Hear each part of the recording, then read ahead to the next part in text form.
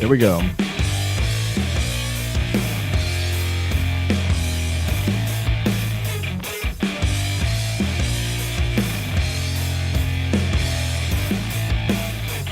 Welcome back to another edition of the Evolution on Sports Talk Television, your post-game edition, the dry edition, here live from the studios here in Tampa. I'm your host, Peter Blake, after your Tampa Bay Buccaneers fall to the New Orleans Saints 24-20 to fall to 7-6. And I think I'll distill a term from Todd Bowles from the press conference. It is a bad taste, a bitter taste at this point. Everybody you can blame. I know that Todd Bowles haters are going to come out in force today. I'm prepared. I know this was definitely on coaching, special teams, defense, players. We can definitely get around to it and talk about it. The phone lines are open, but we're going to set the table first. We're going to get this guy on. Let's get him on real quick. Let's go out to Mr. J.P. Peterson of the J.P. Peterson Show as we talked off air. Thank you very much for joining me. It was tough to watch today. Let's just put it out there. Whether it was the offense, whether it was the defense, whether it was the special teams, which once again, I can't even take a bite of my flank steak before the Saints, who are led by Drew Brees and Colston. And oh, wait, no, that's Shuck, the rookie. No Alvin Kamara. They go down there and score because once again, a special teams unit gives up a 50-yard return. And then plays were out there today by this Bucs team. So whether it was the offense, defense, special teams, the weather, the whole situation was just awful. Once again, welcome to the Evolution in collaboration with the JP Peterson Show. Well, Peter, there's a lot of blame to go around to losing to a 2-10 Saints team that's going absolutely nowhere. Yes, it's a division game. They always play them tough. I get all that, blah, blah, blah. But if you're a playoff football team, you don't lose games like this at home. Yeah, it was rainy. So what? That rainy, cold, well, maybe not cold, but a rainy day, that's a day that a 2-10 team quits, right? And instead it looked like the Bucs didn't play with a whole lot of energy or effort. And that's what it just looks like to me. This is a team that plays flat all the time. There's little emotion. There's little energy. Nobody's knocking anybody out. It's not a physical team. It's very soft on defense. Listen, we can make a lot of excuses. They lost Ben Bredesen. Chikuma started for worse, but I thought he played really, really well, by the way, for his first start. But just players got to make plays. That's all there is to it. Players got to make plays, and their plays were there to be made. I mean, we'll get to Todd Bowles and the offensive play calls, but Ibuka drops a touchdown pass right in his hands. Maybe it was a little high, but that's a play he's got to make. Godwin drops a 4th and 3 right in his hands. That's a play you got to make. Vita Vea and Anthony Nelson have Shook in the backfield on 3rd down. You got to make that play. He escapes and scores a touchdown. You got to make the first run. You got to make the tackle on the missed tackles. 3rd and 8. Dean just a dump off in the flat, and once again Levante David can't get over to make a play. It's easy money. Dumping the ball down to a running back is just easy money against the Buccaneers. Time and time again, you look at the stats, and the Saints only had 260 yards, but the Bucs kept once again, a team outgains the Buccaneers, and they lose. The Buccaneers outgain a team and they lose the game. This is just time and time again. You're 2-7 on 4th down. You got to have better play calls. You got to have better play calls, and you got to execute it better. I mean, again, we can bang on the coaching staff, we can bang on the players. Everybody deserves blame for this debacle. You first of all, flat out the Saints are better than you up front. And that's just, we saw it in the last game when we ran 9 plays from the 1-yard line. At some point, you just got to know as a play caller, we can't move them up front. No. So if it's 4th and 1, we got to do something different. And they did it when they made it. They did a little zone read and Baker kept it. And they made that one.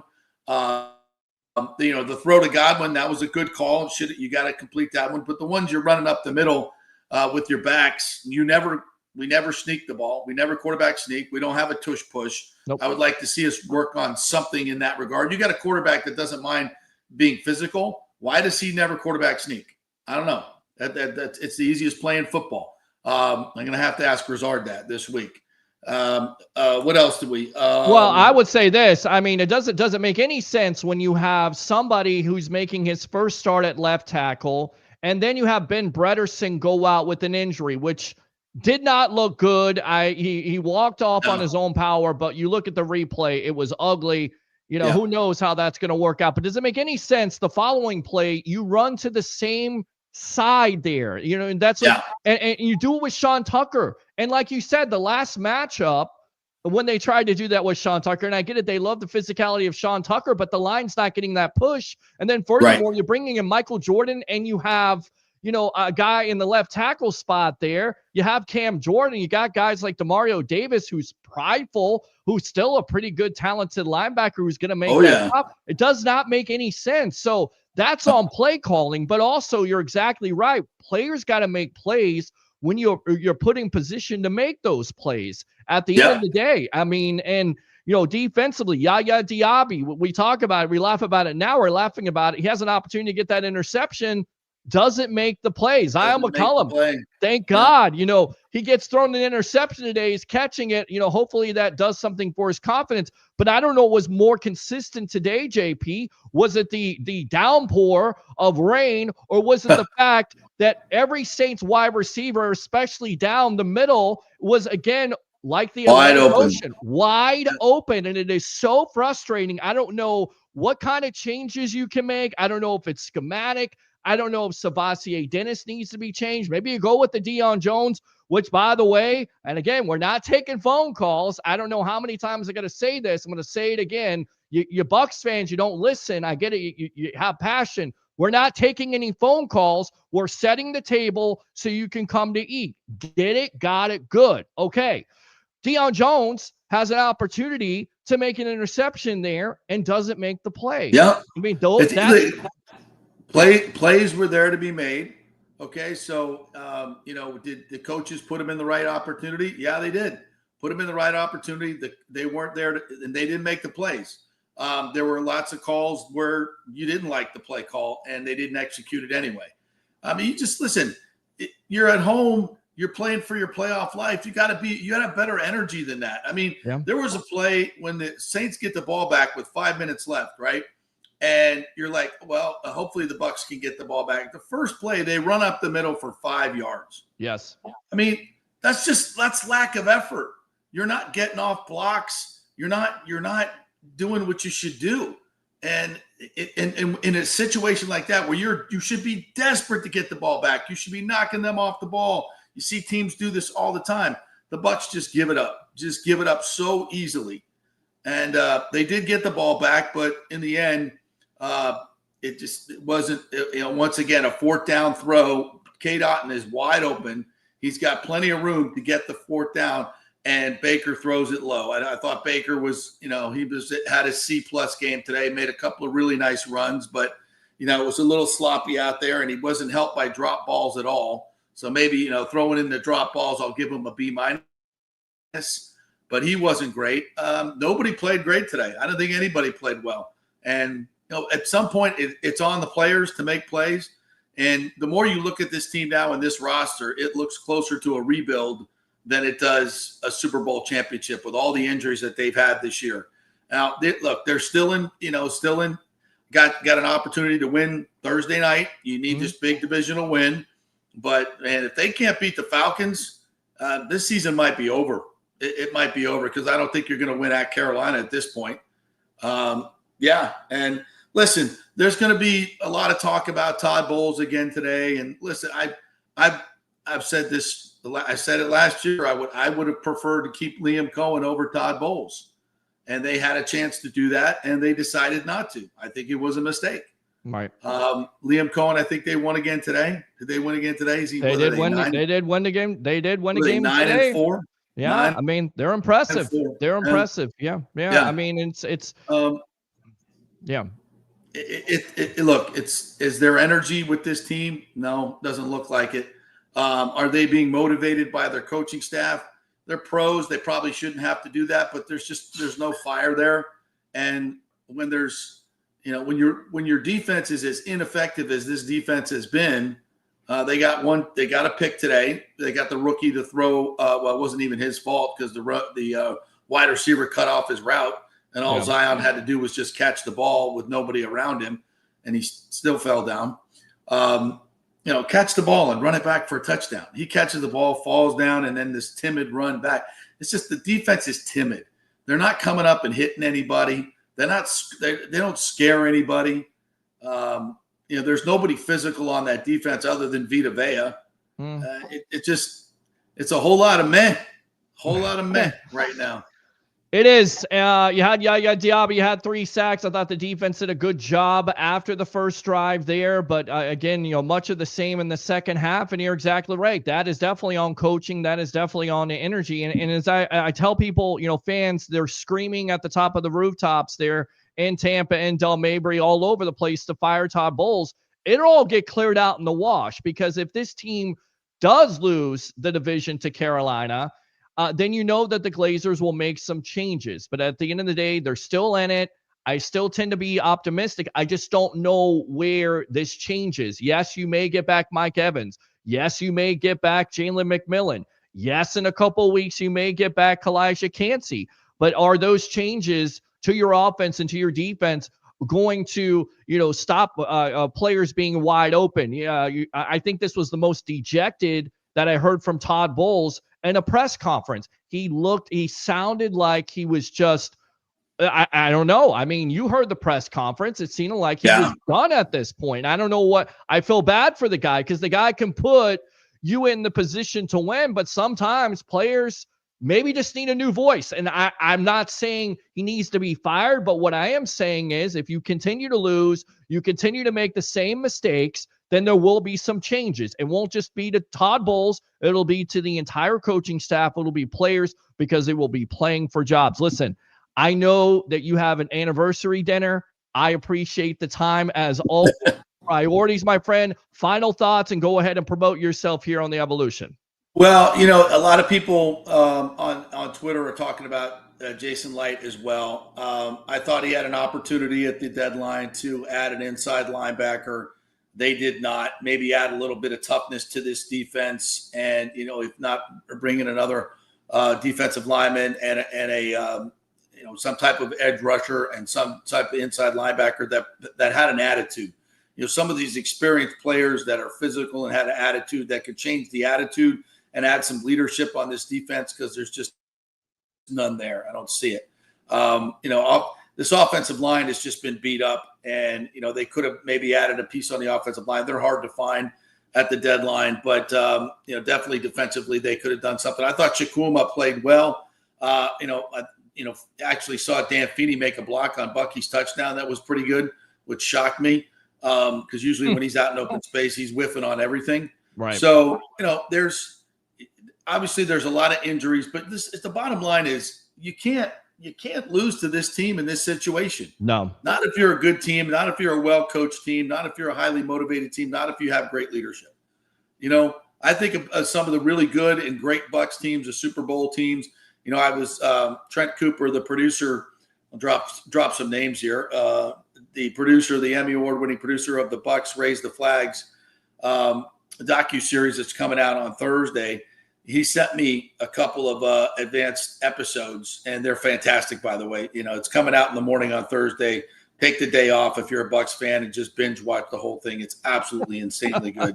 So insanely good. But it reminds me of the great teams, and more than that, the great leaders.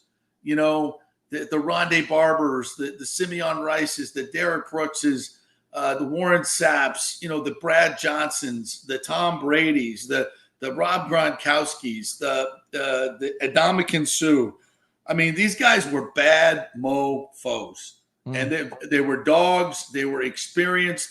They knew how to win. They made plays. When they had opportunities, they made plays. These guys don't make plays. And this is why there's great players and there's just guys. And a lot of these guys are just guys. Deion Jones, just a guy. I want to say that about Ibuka, but he's had a lot of drops in the second half of the season. Chris Godwin had a critical drop. He's a great player. We know that. We know his leadership. But even Chris is not making plays when he has to make plays. He's got to do that. Vita Vea had a chance to sack Tyler Shook, get him on the ground, but instead he ends up in the end zone. Ibuka had a chance to catch a touchdown. Instead, they get a field goal out of it. By the way, 4th and 12, 5 minutes left in the game. You're down 7. You got to go there. A field goal is meaningless. You're going to have to get a touchdown anyway. I know 4th and 12 is not a great, but how many times have we seen Baker run for that? And this is not a great defense. 4th and 12 is just a well-executed, route.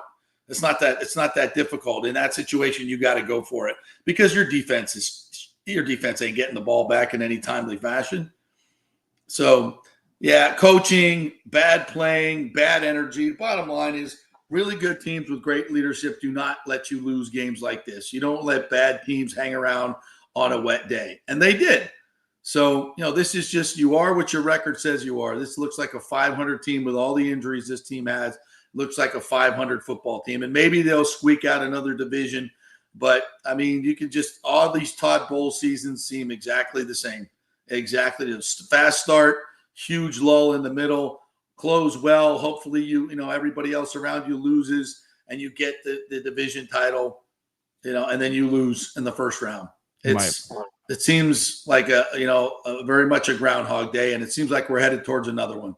So, I think Bucs fans are tired. They want change, and I think change is needed. Let's just be honest. It's needed. Well, and it may happen again. I'm holding out that maybe this team will. It's not going to happen in season, right? It's not going to happen in season, and again, it'll play out in the wash. We'll see if these players can step up because they have to turn around here. And like Todd Bowles said, you have to go back to work on Monday. You have to play the Atlanta Falcons on Thursday. I know there's Bucs fans out there right now that think the season's over with, but it's not over with. You still got to play your games. And you're exactly right. And they hold their destiny in their hands. They held their destiny in their hands in this game. They could have won this game. But honestly, at the end of the day, you don't deserve to win this game because you didn't make enough plays in all facets of your game at the end of it. JP Peterson, appreciate the time. As always, go ahead and promote yourself here on the Evolution. Peter. Yeah, we'll be on Monday through Friday, 10 to noon, as we are each and every week. We'll have a full discussion of this. I'll be up late watching the replay of this game in the All-22, and if they release it tonight. And we'll have all the analysis tomorrow on the JP Peterson Show. You know where to find us on YouTube, on Facebook, many of these same channels. So we'll see you then. All right, good stuff there. JP Peterson, the JP Peterson Show tomorrow from 10 to noon here, 5 days a week, Monday through Friday. Thanks a lot, partner. We appreciate you. See you. All right, good stuff there. Enjoy the dinner. Don't let the Bucs ruin your spirits and your mood like some of you out there. But now we will open up the Kraken. Here is the Kraken, the open phone line, 727-255-0391. It's 727-255-0391. Sorry about the lateness. Can't do anything about weather. You can set up live TV shows and have radio elements to it, but there's nothing you can do when it comes to a weather situation. And who's going to start out the show? Well, none other than Bucs Basement. Bucs Basement, welcome to the Evolution in collaboration with the JP Peterson Show. First of all, I would like to apologize to my brother and his wife because I sent them to that game. I didn't know it was going to rain the way it did, but man, I feel so bad for sending them to that game. Well, it was a monsoon. It was definitely not a lot of lightning, not a lot of thunder, but just rain all day long, constant rain.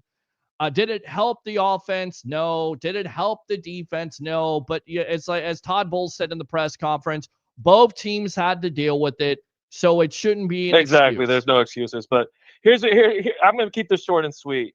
Buddy, that coach, Mr. Bowles, buddy, you said the entire week, we're in playoff mode. This is playoff mode. Everything from here is playoff mode. If that's playoff mode, I don't want to be in the playoffs. I'm good. I don't need to watch us get embarrassed on national TV again. I've seen enough. I've seen that many times. He's 1-3 in the playoffs for a reason. If we go in the playoffs, he's going to be 1-4. I don't need to watch that again. I'm good. Please, Panthers, win the division so we can get rid of this bum because I'm over him. I've been over him. And it's just like, what else needs to be said? And I get it. I absolutely get it that he's a good person and he brings a good culture. The people like him. But that's not what this is about. It's about wins and losses. And this man is just mediocre. He's a 500 coach. And when you start the season 5-1 and you're now 7-6, that says it all. Yeah, John Gruden, 2008, started the season 9-3, got fired. Well, when you fired him, wait a minute. Now let's go down this. Let's do this. Let's go ahead and do this because I know you brought this up. When you fired John Gruden, how many years did it take you to get to the playoffs? I understand. No. See that, and that's what I'm kind of concerned about, right? Like I get it that Todd Bowles, because you may never be in this situation again. So you're willing to fire a coach? Understand that there's better coaches that could win this. Was there a better coach at the time when you fired John Gruden? Was there a better coach at that time? How many years did you have to go through losing? This is what I'm trying to caution you. Be careful what you wish for, okay? Because for every Ben Johnson, there is a situation where you have an Aaron Glenn, right? He's the new coach. He's a defensive coordinator. Oh my God, I'm making some sense here. Well, no. There are some good coaches out there. You had Raheem Morris, you had Greg Schiano, you had Lovie Smith, rinse and repeat, and then you have Bruce Arians, and then you had Jason Light and Bruce Arians go after Tom Brady. Right? Yes, So always I know. changing coaches all the time. But again, this will come out in the wash. It will. If the Correct. Bucs fail like you want them to, I get that. You want them to fail, and you think they're It's not going that to I want fail. them to fail. It's just why But would you you come want to watch on the team get embarrassed? you come on this program every friggin' time the Bucs lose. You stay quiet. You stay quiet, like a lot of Bucs fans do. Well, that's I'm not just true saying. because I called when they won the Texans game, remember? And I was like, right, okay, and you were okay. You called during the Texans game. What was that? The second game of the season. You stay quiet. Yeah. You stay quiet when the Bucs win. But as soon as they lose, you're all on this. We need to fire the coach. I can't take it anymore. I'm just going to throw it out there. You fire the coach, and it doesn't necessarily work out for you. Then you're back to being who you were before. Okay, so there's I also always think a there's guarantee. something else. Well, I also think there's something else. What else is it? What else is it, Bucks? What Well, else is okay, a Bucks so- basement?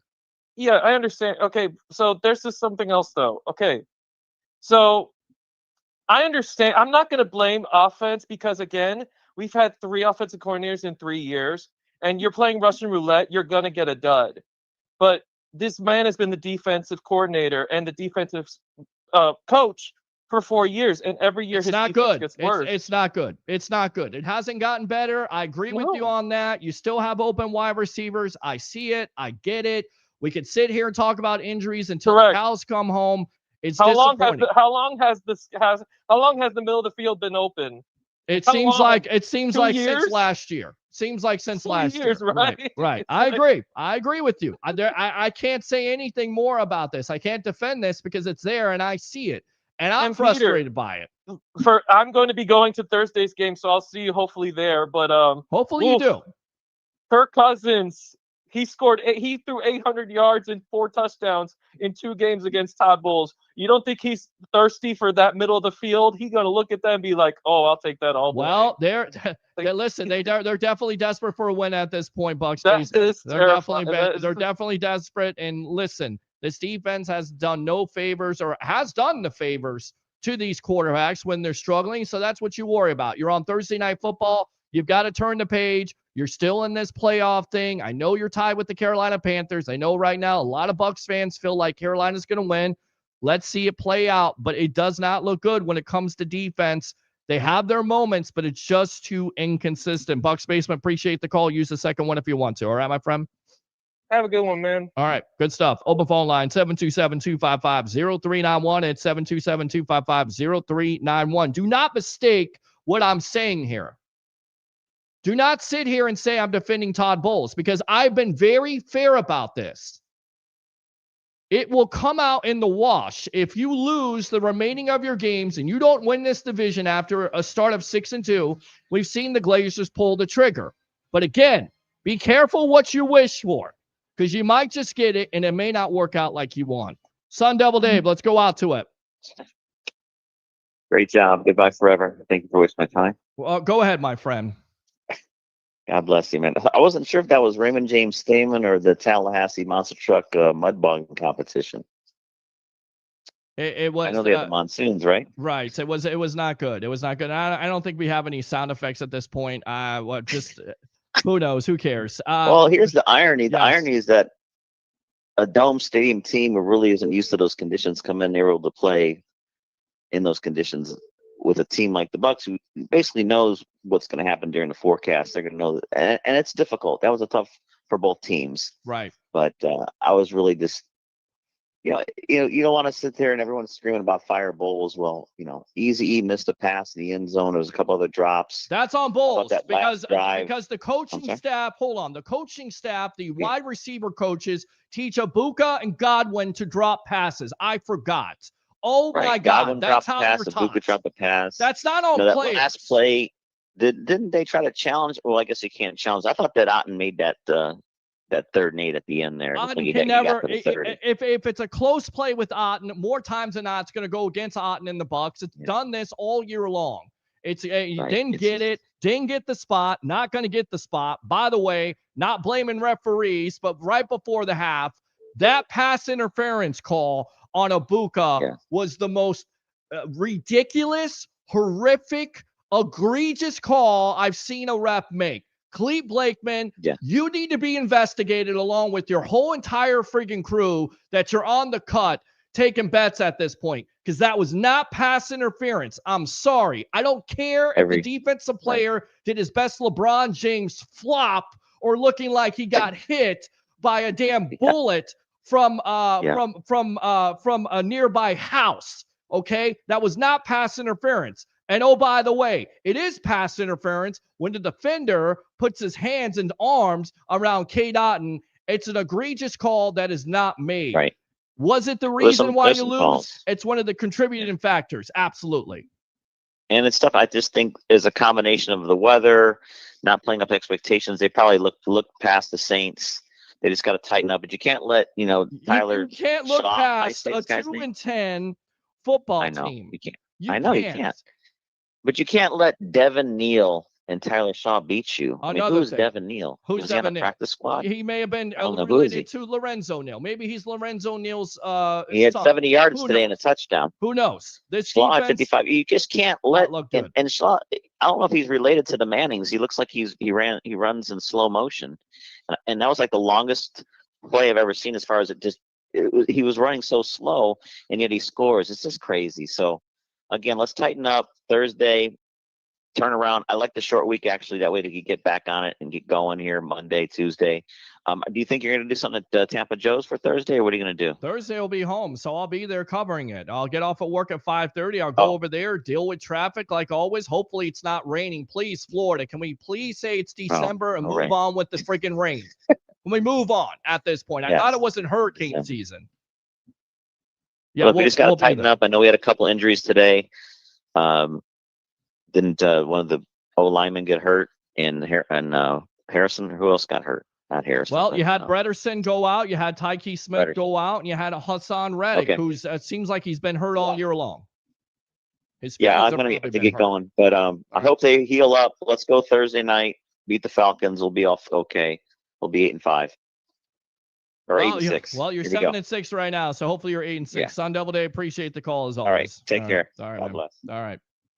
I got no sound effects at this point because I know I misplugged something in. I mean, that's what it comes down to. You want to do a broadcast, you have to make sure everything is plugged in. You have to make sure everything is correct. Same thing can be said about the defense today. Run fits missed. Broken tackles missed. Wide open plays missed.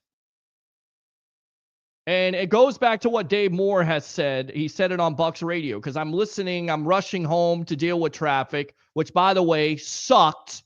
Along with the weather. Sucks. Because I want to be out there doing a show on the field. Like everybody else. But you can't do it because Florida decided today it's going to go back to hurricane season with the monsoon that was happening. But Dave Moore said it best on Buccaneer Radio. He says, we continue to talk about the same things. You start to clean it up. You have to clean it up if you want to be a playoff team. Which it is in doubt at this point. You're tied with the Carolina Panthers. Congratulations. You had an opportunity to take a game lead. Now you don't. But you will get that opportunity. You will be able to turn that page and face the Atlanta Falcons on Thursday Night Football. And somehow, some way, you got to step up. I don't care if Mike Evans is back or Jalen McMillan. It will help on the offense. Your defense has to step up. They have to make plays. You have to also play better if you're a quarterback in this league. Love Baker Mayfield, but today this wasn't it. As the kids would say. It wasn't it. 14 for 30. Well, hold on. Let's get the real numbers here. Let's see. 14 for 30, 122, 1 touchdown, 1 interception. Whether it was his fault or not, because it looked like Cam Johnson gave up on the route at that point. Which it seems like a lot of players on this team gave up today, which is not good. But again, this will all come out in the wash. You do understand. You don't make the playoffs. You don't win the division. You will be evaluated. Everybody will be evaluated. Let's go out to the phone lines. What's your name? Where you're calling from? You're on the Evolution. It's Cameron, and I'm calling from upstate New York. Okay, what do you want, Cam? Because you've been trolling all day long about the Todd Bowles nonsense and all this other stuff. So what do you got to say? You better make it brief because I'm not putting up with your nonsense tonight. Go. Well, all I want to say is I think everybody is to blame today, and I still think that we should fire Todd Bowles at the end of the season. Right. And who are you going to hire as your coach, your new coach? It doesn't matter to you, right? You just want to fire a coach. So if I'm the GM, I would honestly start with John Gruden.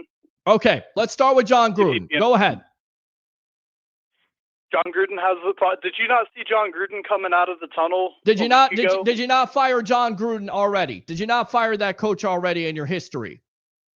Yeah, but the John Gruden had the talent that because he came out of the tunnel and you got into your little Bucs bed and you put your little Bucs blanket on and you got excited about that because he's on Barstool Sports. Hold on, that's not what I'm saying.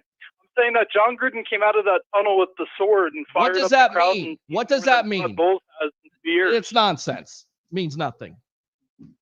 A nothing call, a nothing burger at that point. Nothing. I'm not even going to play a sound effect for it because I can't in the first place, but that's nothing. Stupid. Stupid stuff. Stupid. Want to be stupid? Get hung up on. Don't care. Don't want to tune in? Don't. Go kick a dog. Go kick a puppy. Do whatever the hell you want to. I don't care. But you're going to bring that nonsense up on this show because he came out with the sword. So he should be the next coach of a Bucs team. Stupid. Let me read the comments. I'm tired of the Tampa media defending Todd Bowles. The Saints are actively tanking for the number 1 pick, and the Bucs just lost to them. Michael, I don't think that team was tanking today.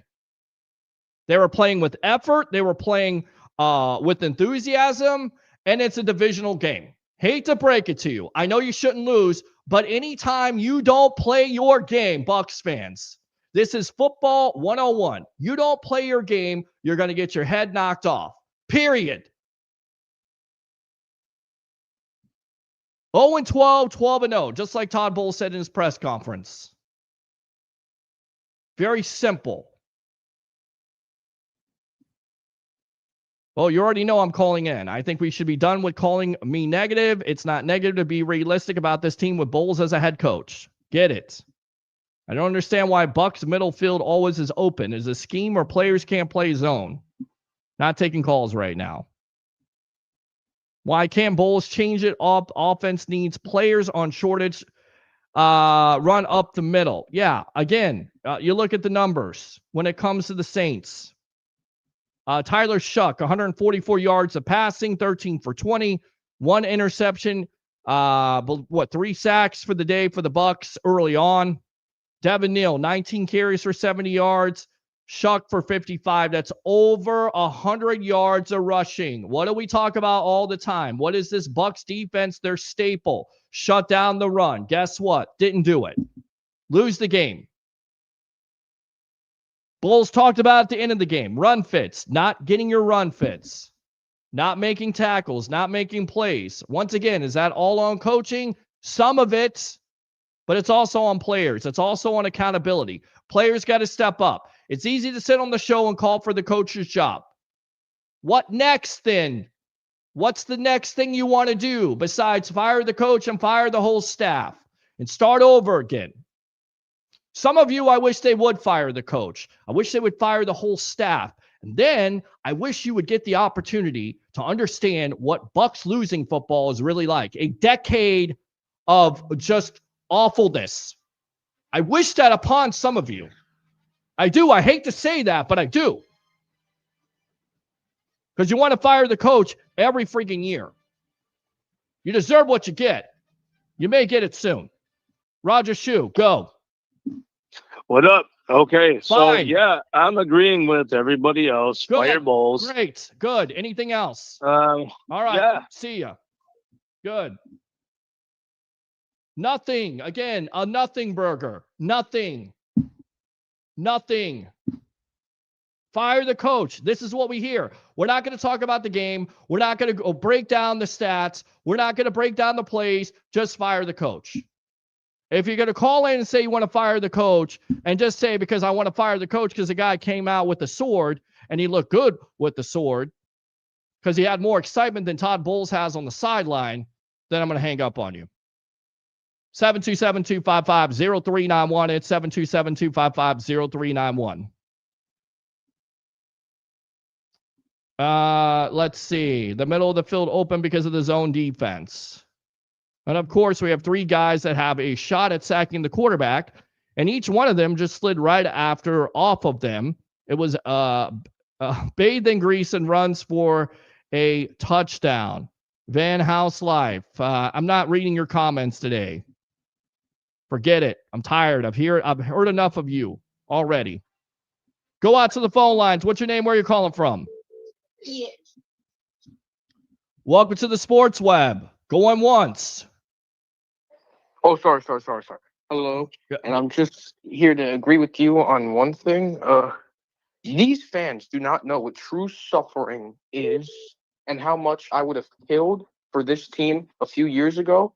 And I do think that some of these fans deserve a decade of Bucs horrible football. Oh, yeah. I do not think They deserve some of it.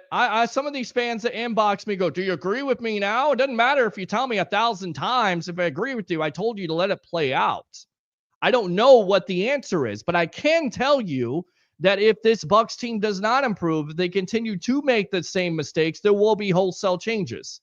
Okay? I know this for a fact. There will be. To act like the season is over with now, it feels like it.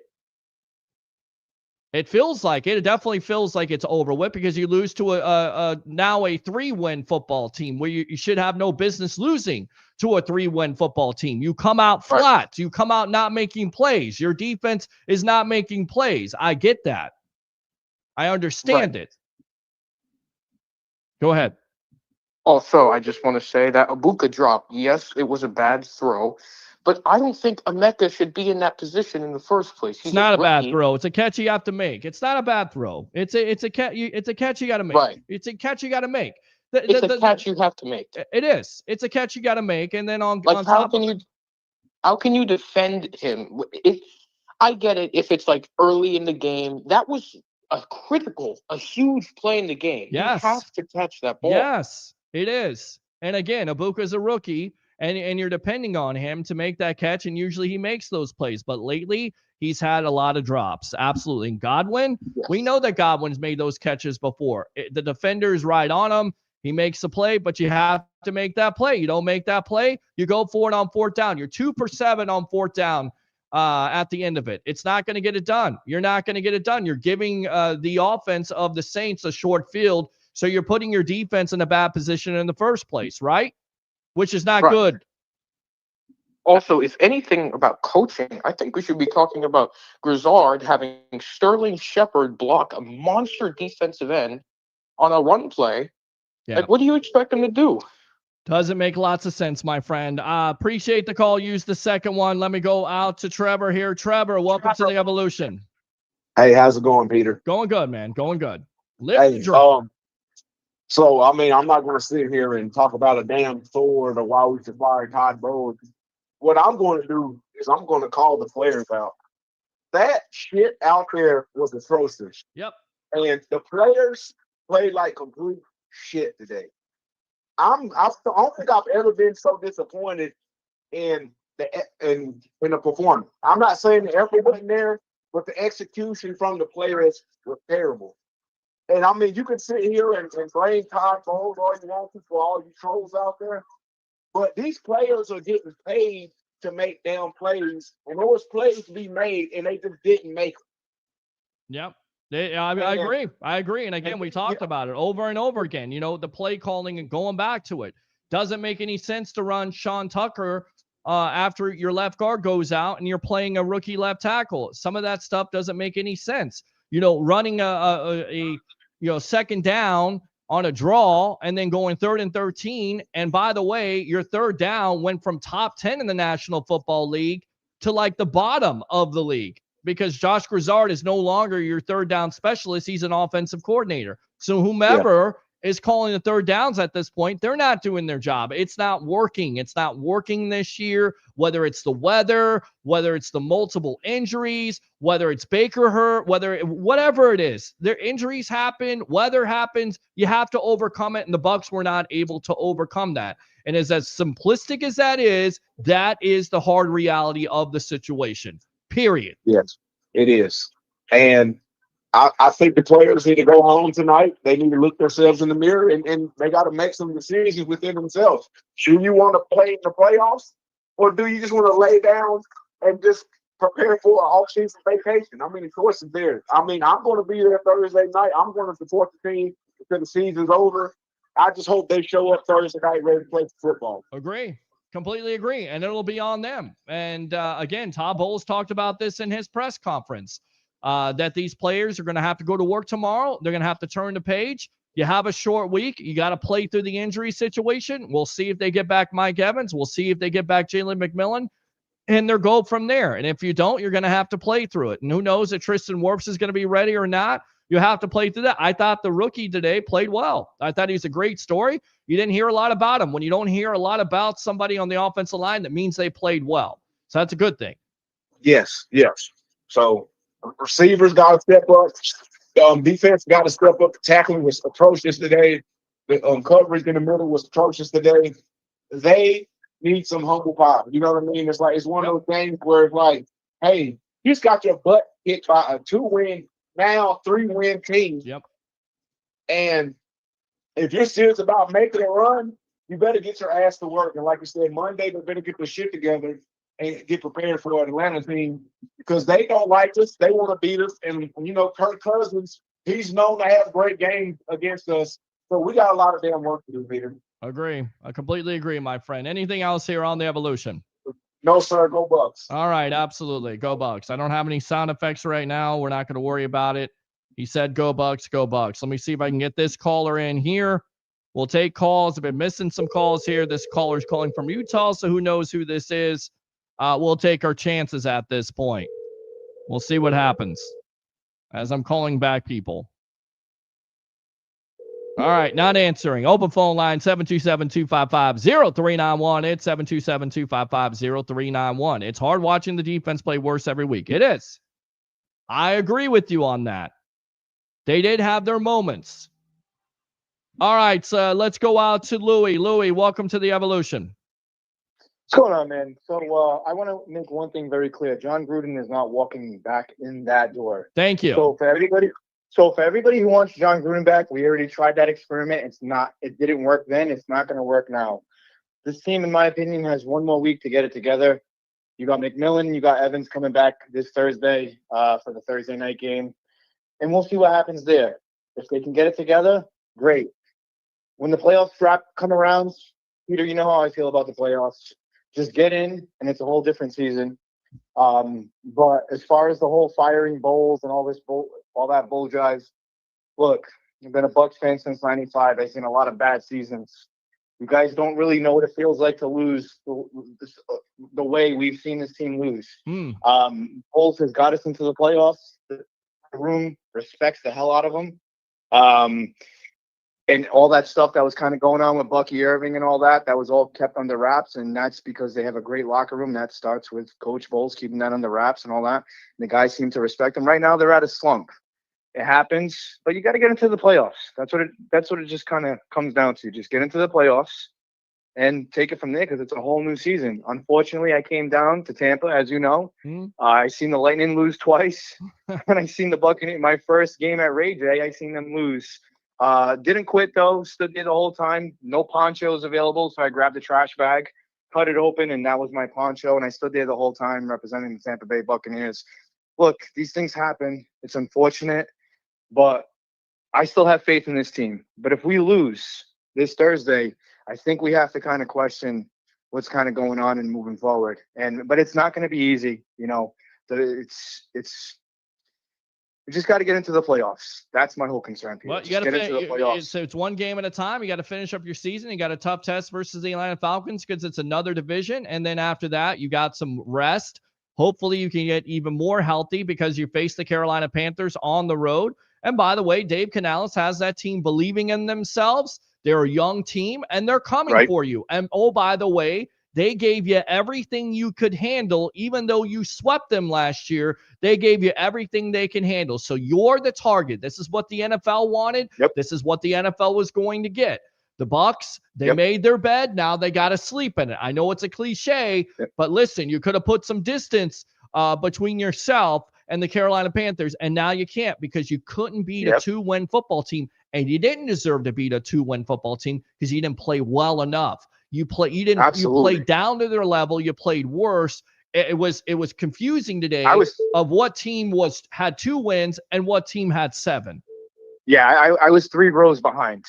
And I seen Bucky score, and I thought we had great momentum. I'm like, all right, we're okay.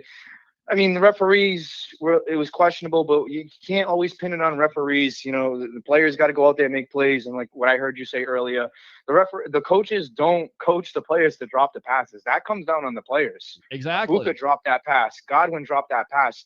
Buck fans, let's just be realistic here. Stop blaming Bowles. Stop blaming the coaching staff. The players go out there and make the plays. Some of them make them, some of them don't.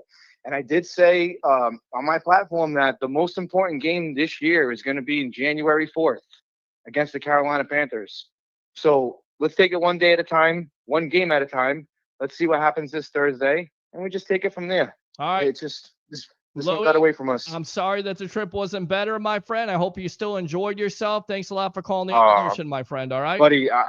I was in shorts in December, so I'm okay with that. And then you had to have a garbage bag because it was raining the whole freaking day. I swear to God. Enough of this rain. All right, Louie. Appreciate the call. Use the second one if you want. All right. All right, man. All right, man. Good stuff there. Open phone line. I saw Alex that you called in. We'll continue to read comments.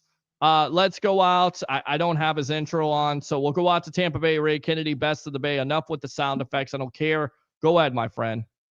You know what? And I got love for Louis, but like there's the disconnect right there that when Louis says, well, don't worry, McMillan's coming back, and we had Evans back, and then we got Godwin back, and we got Ibuka back. And I'm like, wait a minute. So we had a day where it was, and I'm going, it's 50 years of Buccaneer memories. I'm going back to all the times when there's home games and the rain, and we had no offense under John McKay, and we had entirely no offense under. And your defense had to step up and didn't make any plays. And usually your defense would pick you up. But that team isn't here. That defense isn't good enough to do that. We've seen it. They can't be the Peter.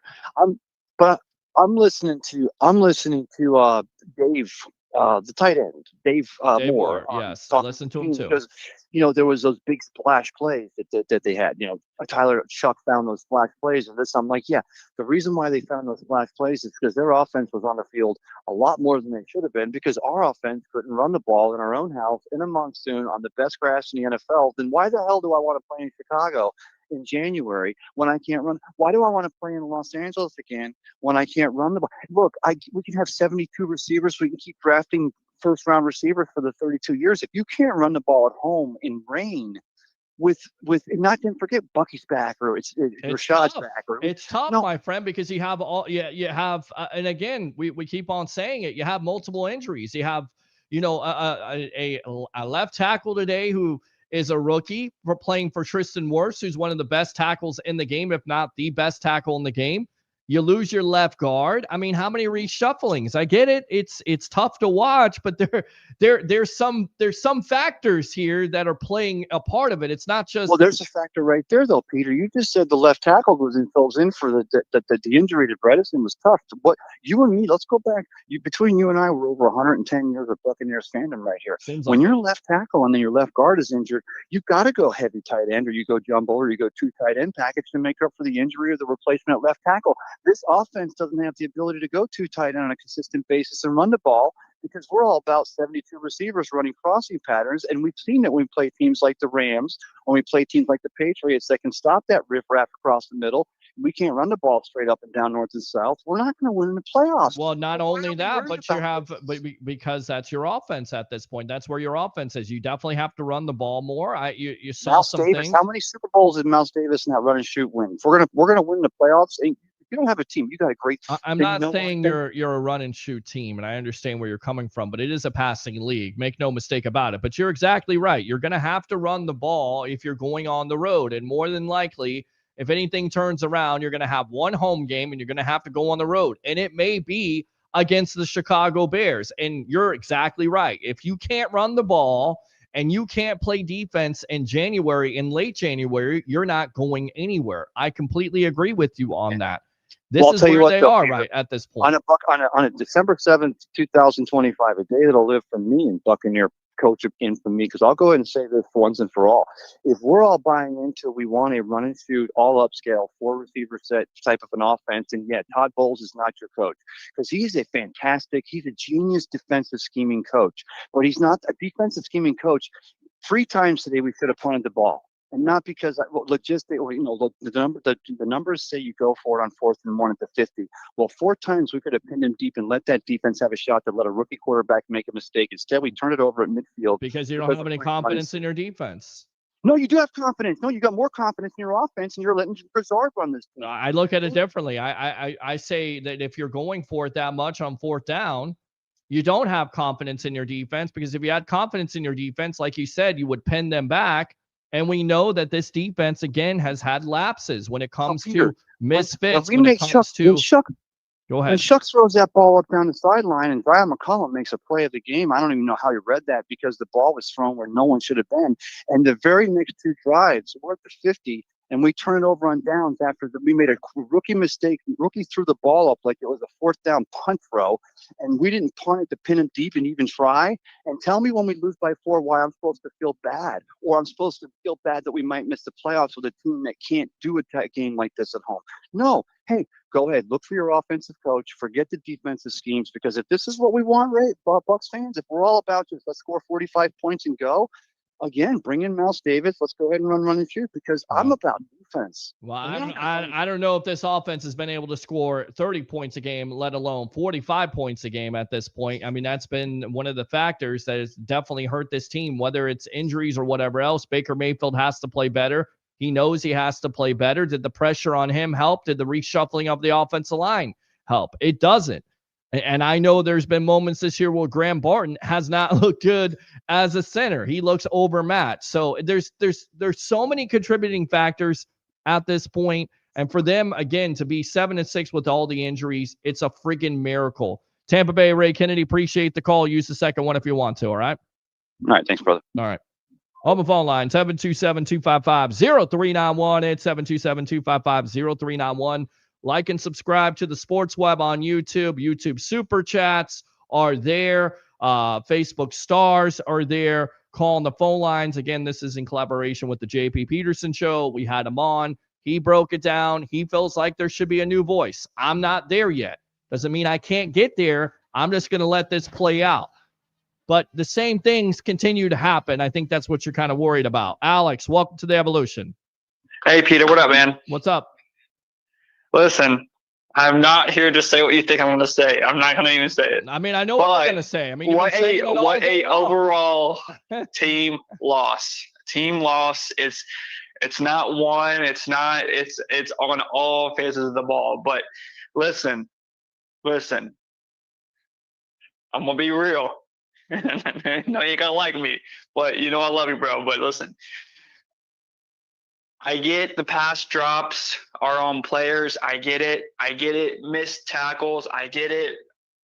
You got to, I'm going to go back to something that you said earlier in the year. I'm going to ask you a question on the Evolution right now tonight. You said that they want to play this. They want to play for this man. Do they really want to play for this man? We'll find out. Because what I'm seeing is some very sloppy football. You're going to ask me a question, and then you're going to go ahead and interrupt me. You're going to ask me a question, or are you going to talk over me? All right, go ahead. Okay, because if we're gonna do this, if I wanted a relationship with somebody, I would have a relationship. I'd be married. I'd be in 2025 dating. I'd be treated like crap and talked over and everything else if I wanted that. That's the reason why I don't have that. I'm not going to have that on my show. So if you're going to ask me a question, let me answer, please. Thank you. All right. So to answer your question, as I said at the beginning of the show, because it's being misconstrued that I'm a Todd Bowles defender. What I'm saying to you is that history shows this team, when they have their backs against the wall, they will play for him. I've also said that if this does not work out, that if they do lose the division and they lose these games and they don't play for this man, then he could be out. He could be fired. The Glazers are not going to put up with it. Even if you make the playoffs at this point, I think you still have to get through the first round. As sad as that's to say, but I will caution you, if you are one of those people that thinks that changing a coach is the answer, changing the whole coach, changing the whole dynamic, changing your system around is the answer, I would also point to history shows that necessarily isn't in the Bucs' favor. Is that fair? I 1,000% agree. I want to add this too, though, is that I'm not going to sit here and say that I want to sit here and restart with the whole new coaching staff, because I think that's not the solution.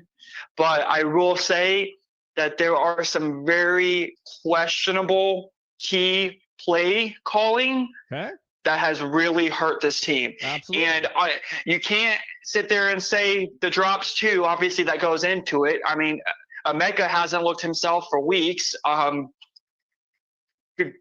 Chris Godwin, my God, how many times are you going to drop the ball? You make over $15 million a year. I'm not saying about the money, but everyone's trying to. You know what's hilarious? And I'm going to end off on this. We're blaming the one person. A lot of people are blaming the one person that what I saw out tonight was him putting his heart out. And that is Baker Mayfield. A lot of people are blaming him. I disagree. That man was playing his heart out. Did he miss a couple key things? Sure. But all year long, this quarterback keeps you in these games when other guys are not doing their jobs. K-Dot, my God, dude. Catch the damn ball. Catch the damn ball. I mean, again, Baker Mayfield didn't perform well. I mean, we're going to hold him. We're going to hold him accountable as well as we're going to hold Todd Bowles accountable. 14 for 30, 122, 1 touchdown, 1 interception. Whether he's hurt or not, that's not Baker Mayfield. That's not the Baker Mayfield you got. Whether he led a fourth quarter comeback or not, that is not Baker Mayfield play. And even Mayfield would go into his press conference and tell you that's not winning football. That is not a franchise quarterback at that point. That's just a guy. Now, whether and I want to add this. Sorry, I want to add this too, and then I'm gonna get out of here. How many times does this team have to always face every week a crucial bullshit penalty call that always turns this game around? Like the pass interference, my God, that wasn't pass interference. I think it was on Emeka. Yep. Like it's every week this team has to face with some shit. Listen, I'm not blaming the penalties. I'm not blaming the refs. We played ugly football, but man, we got a short week against the Falcons, which, by the way, thankfully for them, they looked like complete shit today. So listen, the Bucs got a short week, got to put it behind them. Listen, there is a thin margin for error the rest of this year, but it's got to be fixed now. But hey, Peter, listen, cheer up. Great work. You know I love you, bro, and I appreciate everything you do. I appreciate you too, Alex. Appreciate you as always. I know you're passionate about it. I appreciate that. I appreciate people calling the show. If we agree, we disagree, whatever. You still watch the show. You still come back. You do it, and I'll do the show no matter if it rains or not. Sorry about the abbreviated edition of the Sports Web, but it was not going to go through getting the equipment wet again and having a $2,000 bill. No, thank you. All right, Abraham, welcome to the Evolution. What's up? Yeah, it was disappointing watching the way they played. Is there some noise in the background? I hear echo, but never mind. But all I gotta say is, hey, firing the head coach is not the answer. And anyone thinks that is delusion. I'm not like, I talked to a fan and said, oh, the head coach that's not the solution, bro. You can shout at the TV, you got to be fired. That's not it. Right. The players love what playing for. The players didn't do their jobs. I missed sack on Tyler's show. I mean, of course, there was a couple of no calls I saw at the end of the game. Yeah. On to Abuka. There was another play that was strictly on Kate Otten that should have been a pass interference. So nobody called it. But I thought it was poor execution on the part of the team. And the problem is, here's the thing. You shouldn't be in that situation. You shouldn't have to depend on the refs. You shouldn't have to depend. And listen, did the Bucs get credit for a pass interference to get back in the game against Tez Johnson, which was questionable? Absolutely. But you shouldn't have to depend on penalties. That is a 2-win team. Whether they're division or not, they're a 2-win team. There is a reason. They're desperate for a win. They're playing harder than you. They beat you with effort today. They wanted it more. That's what it comes down to, and it shouldn't happen. The hungry team won. That's it. That's the bottom line. And the hungry team won. And that's a shame. And like I said, right. Tyler Shaw is somebody you got to be careful with. He's a good player. Well, so showed that today. Yeah, so I'm like, because I've been watching it, and I'm like, you got to be careful. This is going to be a trap game. But there's no excuse for the way the team played. You can't put that all on the coach. Also, I looked at Chook. They call him Chook. Actually, Luke Gedeke calls him Chook. Chukwuma. He missed a block on that Bucky Irving touchdown. Baker saved it, and Bucky saved him. Otherwise, it would have been a clear sack on Baker. But otherwise, he looked all right. But I mean, Tristan Wirfs not being there is a big factor on the left side of the line. Plus, you had that Bredesen went down with the injury also. That's another factor, but I'm not making excuses. They play like crap. They got to play better. I mean, and they got to play for their coach and play for each other. I agree. And again, you're going to figure this out, because I think it goes back to what Alex said. Do they want to play for this coach? Do you want to play for the season? Do you want to be a playoff team, or do you want to be home for the holidays? Because if you want to be home for the holidays, you will, if you have that type of effort. I appreciate you as always. Abraham, use that second call. Thanks for coming out this week. All right, sure. Let's go out to this guy right here. Longtime webhead. It's been a long time, my friend, Javon. Javon, welcome to the Evolution. What's up, man? What's up? Can you hear me? I can hear you just fine, my friend. Hey, yeah, listen, man.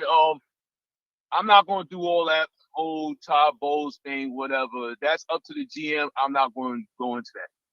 My thing is, we just gotta look at ourselves in the mirror after how we played today, and say, how bad do we want it? Correct. That's what we got. We gotta say to ourselves, how bad we want it. And I understand the missed calls by the referees, because I was upset too about the missed call on K and everything.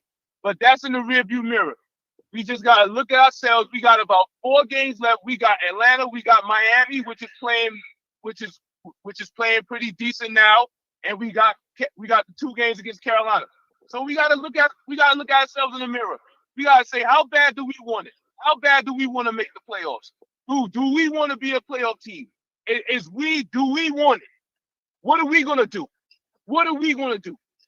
You know what I'm saying? Yeah. You know what I mean? And that's all we gotta do. But I really have to say that this defense, like, I tell you, Peter. I tell you, man. It's frustrating to watch. You see, Javon, you're speaking my language, because I'm there. I'm in the press box. Like I said, I barely took 2 or 3 bites of my flank steak with my horseradish sauce and my green beans or whatever. And already the Saints, they look like Drew Brees, Colston, and Mike Thomas there. And I was just befuddled. I could not believe. They have the long kickoff return, which has become a consistent thing, which is a problem. How many times the special teams? You're exactly right. The defense comes out flat. They're like, you know what the Buccaneer defense is like in 2025? They're like the Jameis Winston defense of the National Football League. Like, they have to give up a score. They have to give up a big play before they decide to turn it on. And it's happened over and over and over again. This team has slow starts. I don't know what they're doing the night before. I don't care at this point. They got to play better. You got to come out, and you can't allow a rookie quarterback to go and put the ball down your throat and not have any answer. Now, to be fair to the defense, Vita Vea stepped up. You had Yaya Diaby step up. Gaines had a sack there. But it's too far in between. We see it all the time, Javon. There's wide receivers open. They're wide open. I mean, it's ridiculous at this point. And I know a lot of Bucs fans are sick of this, and this is the reason why they want to fire Todd Bowles in the first place, because he is the defensive coordinator. So again, everything will be evaluated at this point, especially against the Atlanta Falcons and Kirk Cousins, who's absolutely had your number in the past. No doubt about it. Right. So It's look, hey, listen, man. Look, like you said, the middle of the field for the defense be open and stuff. So I can't put my finger on it, but it just has to be better tackling, man. We had an opportunity to stop Tyler Show. We had an opportunity to do it, and we didn't do it, and we let this man run in and score a touchdown. Yeah. So it's like, I don't know. Like I said, everybody. It's not just one-sided. Everybody got to look in the mirror at themselves. We got a short week. Y'all going to practice tomorrow, and y'all got to look at yourselves. Y'all got to look at yourselves and say, how bad do we want it? Because it's going to come down to us in Carolina. That's what I said this to people weeks before when we started to go in the slump. It's going to come down to us and Carolina. And Carolina is not playing. Carolina is not playing. Nope. They are hungry, and they looking to make a fucking statement. Excuse my language. Don't mean to curse on your show. It's all right. But they are looking for a statement. So we got to step up. Like I said, we got to look in the mirror. And I don't know what's going on with Emeka Buka. You know, I don't know. I'm not trying to go in his mind, but brother, you gotta make that catch. Making that catch. You got to make that. You're wide open. You got to make that catch. It would have been a different game. It is. It would have different game. But even everybody got to step up. He got to step up. Emeka got to step up. Levante got to step up. Everybody.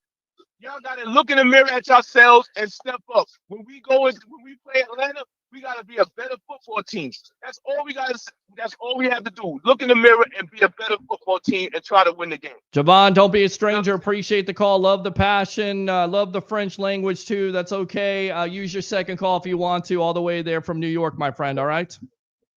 Appreciate you, man. Thank you. Appreciate you. Absolutely. This is what it's for. Psychologist. What do you want? I like to be the psychologist, but sometimes I can become that psycho. I'm here for you, Bucs fans. I get it. We've been through the losing together. It's not the worst loss, but damn it, it's got a bad taste in your mouth, and I get that. So get it out. 727-255-0391. It's 727-255-0391. It's hard watching the defense play worst every week. It's not good. Let me go out to this comment here. Will JM 2009. Thank you very much for tuning in there on YouTube and Facebook, as always. YouTube Super Chats. If you like the content, give to the content. Facebook Stars. If you love the content, give to the content. If you don't like my opinion, give to the content anyway. You'll come back. I know you will. I'm not losing any callers here. I'm not losing any webheads. I know what you guys like. You know what I like. We've been through this together. We're going to go through this together, whether they win or lose or not. This is about Bucs Nation. This is about the evolution. This is about the sports web. Open phone line, 727-255-0391. It's 727-255-0391. Inexcusable loss. Another week of soft-ass zone with no pass rush on every third down. Tough to watch. That is tough to watch. Pathetic special teams, pathetic tackling, pathetic play calling. Utilize play action. Grizzard. Good comment. Let's go out to Brightside Broadway. Brightside, welcome to the evolution. Thank you, Peter. Let me just say this first of all. Never jump ship. Stay with the team. Regardless of how we feel, we've still got to be a team player. Well, listen, I've gone on this show and told fans how to feel. I'm just trying to keep the reality of the situation. The season's not over yet, but was this a good game today to watch in any facet? Absolutely not. No, it was not. And it coming into it, you knew it would be a tough game because it's a division rival. You hate the Saints. You hate losing to the Saints, but they took you down to the end of the game last year. Okay. So they were coming in here to have something to prove, to play spoiler, and they did it today because you didn't give your best effort. But they're still a 2 to 3 win team. You can't lose to a team like that. And listen, that may come back to haunt the Bucs. We'll see. Again, they control their own destiny because you got to win on Thursday night, and then after that, you got the Carolina Panthers here in the next couple of weeks with Miami sandwiched in there before Carolina finishing off there at Raymond James Stadium. And we can't go to sleep. We've got to keep going. Well, it certainly seems like this defense was asleep today. A lot of this team, for the majority of the game, was asleep today. Exactly. But here's the other thing. I don't want to start the revolving door of getting a new coach because we all see how that goes with college football. Mm-hmm. That I don't want to start that conversation. I'm with you as far as that goes. I'm not there yet, but I'm getting there. All right, my friend. I appreciate the call, Brightside, as always. We'll see you here on the Evolution. All right, go Bucs. Go Bucs. All right, good stuff there. Thank you very much. Open phone line 727-255-0391. It's 727-255-0391. Your Bucs lose to the New Orleans Saints 24-20. Now fall to 7-6. Thursday night football coming right at you with Kirk Cousins and the Atlanta Falcons, who also got their doors blown off today by the Seattle Seahawks. So they're coming in here pissed off. And they're also coming in here to play spoiler. Because most likely they don't have an opportunity to make the playoffs with all the talent they had and all the expectations. So that coach could be fired, and who, by the way, is Raheem Morris. Let's go out to Eric. Eric, welcome to the Evolution. What's up? What's up, people, Blake? What's up, man? For this loss right here today, it has to go back. It has to, it's everybody. Everybody. Well, it's not just coaching, it's everybody. Everybody has to look themselves in the mirror, but we continue to have these conversations about people looking themselves in the mirror. Too many fourth down calls. I think there was some bad calls for fourth down today. Okay. And we have wide open catches where they cut those wide open passes. We can blame the weather too, and we can blame the referees too. No PA calls today for pass interference calls whatsoever. Well, that's not true. You did have the pass interference on Tez Johnson did draw that pass interference call, which puts you in position. I meant other ones too. Other ones was some. It was a couple bad calls. Right. But this Bucs team on Thursday, we get Mike Evans back, and then hopefully we get Jalen for Thursday and Tristan Wirfs. We still gonna make the playoffs. We're still gonna win this division. It's just one bad loss. Well, it's a pretty bad loss. It's definitely a pretty bad loss, but you do have it all in front of you. You just got to play better football. And I don't know if they can do it. I tend to be optimistic, but from what you're seeing here every week, this is a team that consistently is giving up too many big plays. The running defense or the rushing defense has not been good. It's not been good at all. Whether you're missing run fits. But Todd Bowles is Todd Bowles is a genius. I thought Todd Bowles was a genius. I thought he was. Well, listen, he can be a genius all day long, and if he puts his players in that position to make plays and they don't make plays, it doesn't matter how much of a genius you are. This is what I'm trying to get to Bucs fans who say Todd Bowles is a defensive genius. Why is the defense playing? Okay, that's fair, but if he's putting the players in a great position to perform and they're not performing, who is that on? Is that just on Todd Bowles, or is that on the players? Is that on execution? Players. Okay. Bad play calling on offense too. Bad play calling on offense. I can say that too. There was multiple things you could say that's bad about this team today, including the weather.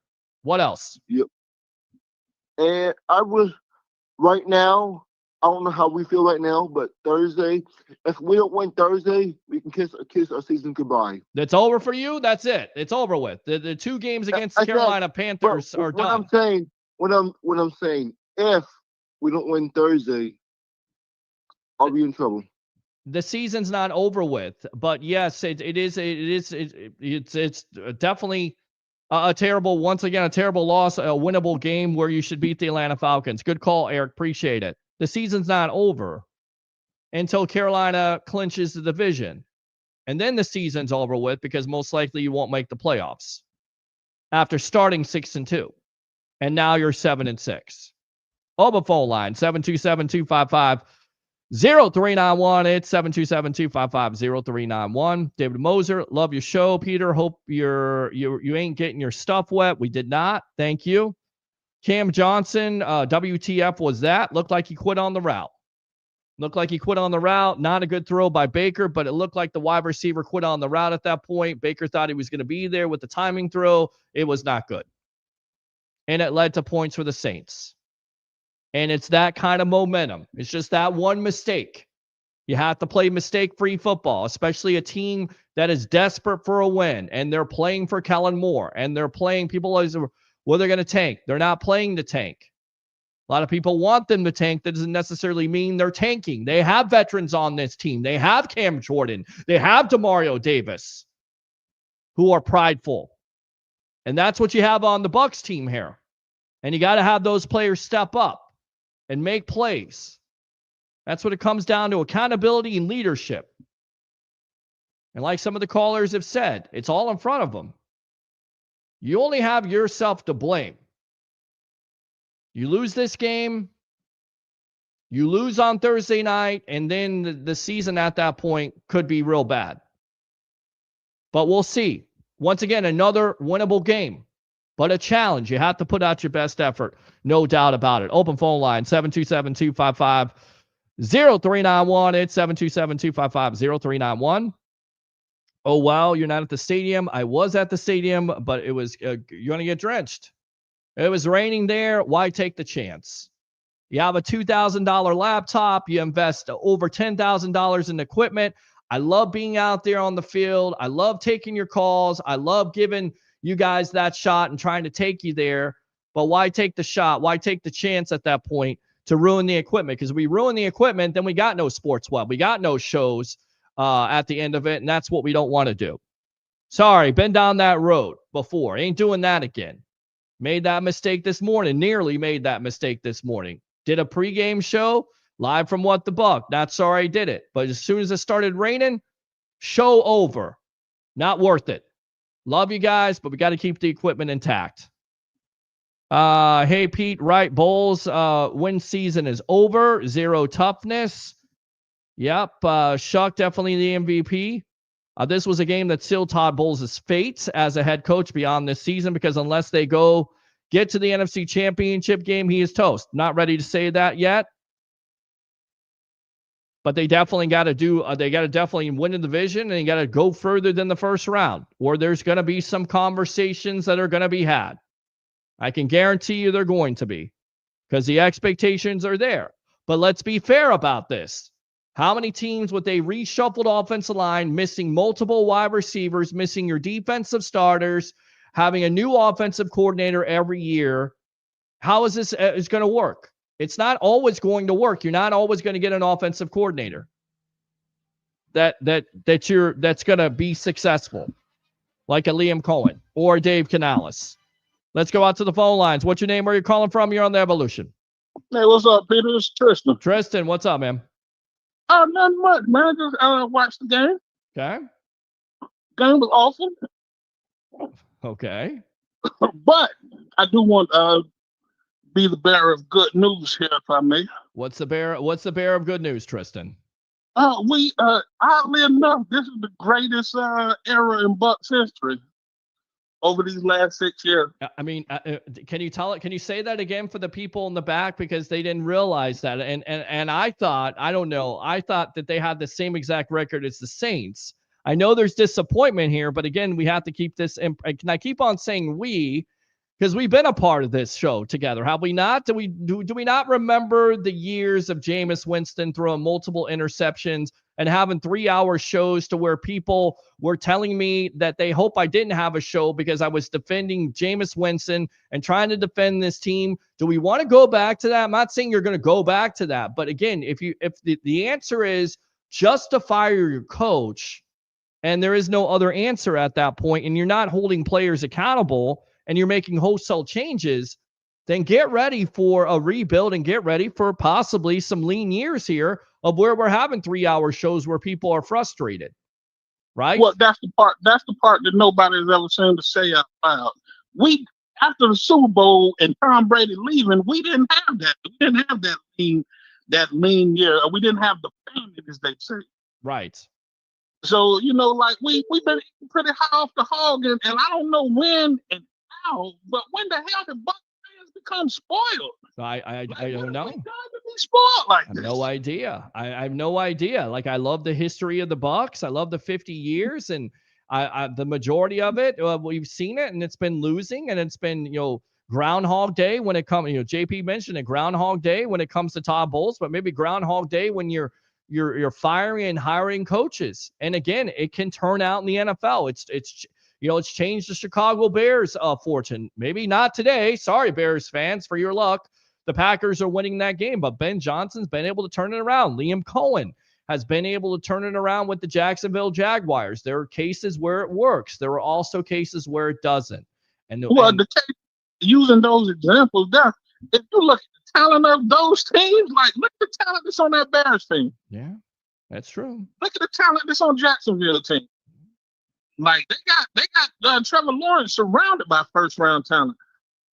That's true. And defensively, this team that we like on paper, just talking on paper, we don't match up to those teams. It's tough, especially defensively. Again, they've got some talent there, but we see the same mistakes happen over and over again. So could it be coaching? Yeah, absolutely. It could be coaching because it's the message is not getting across, right? Well, if you bring it up in perspective, see, this is the part where you kind of have to watch football and remove the fandom from football. Correct. Our best cornerback is the guy whose contract we literally restructured this year to turn it into a 1-year deal to get rid of him next year. Mm-hmm. And he's our best cornerback, hands down, and Jamel Dean. Mm-hmm. And we literally, he was on that beginning of the season, got his contract basically taken from him and had to come back on the cheap. What's absolutely a good plan. I mean, the reason why you do that is why? Because he's been talented, but he's also been inconsistent and he hasn't been able to stay healthy for the majority of his career. So that's the reason why you restructure his deal. But then you draft a guy like Morrison who has all the talent and all the potential. He can't stay healthy. And Jacob Parrish has been a guy that's been able to contribute. And Zion McCollum, you re-sign him. It's so tough right now because you can't pinpoint one thing. It's not one thing about this team. There's multiple things with this team that are wrong, whether it's coaching, whether it's special teams, whether it's not having the pass rush. We talked to Dwight Smith yesterday. Watch the interview.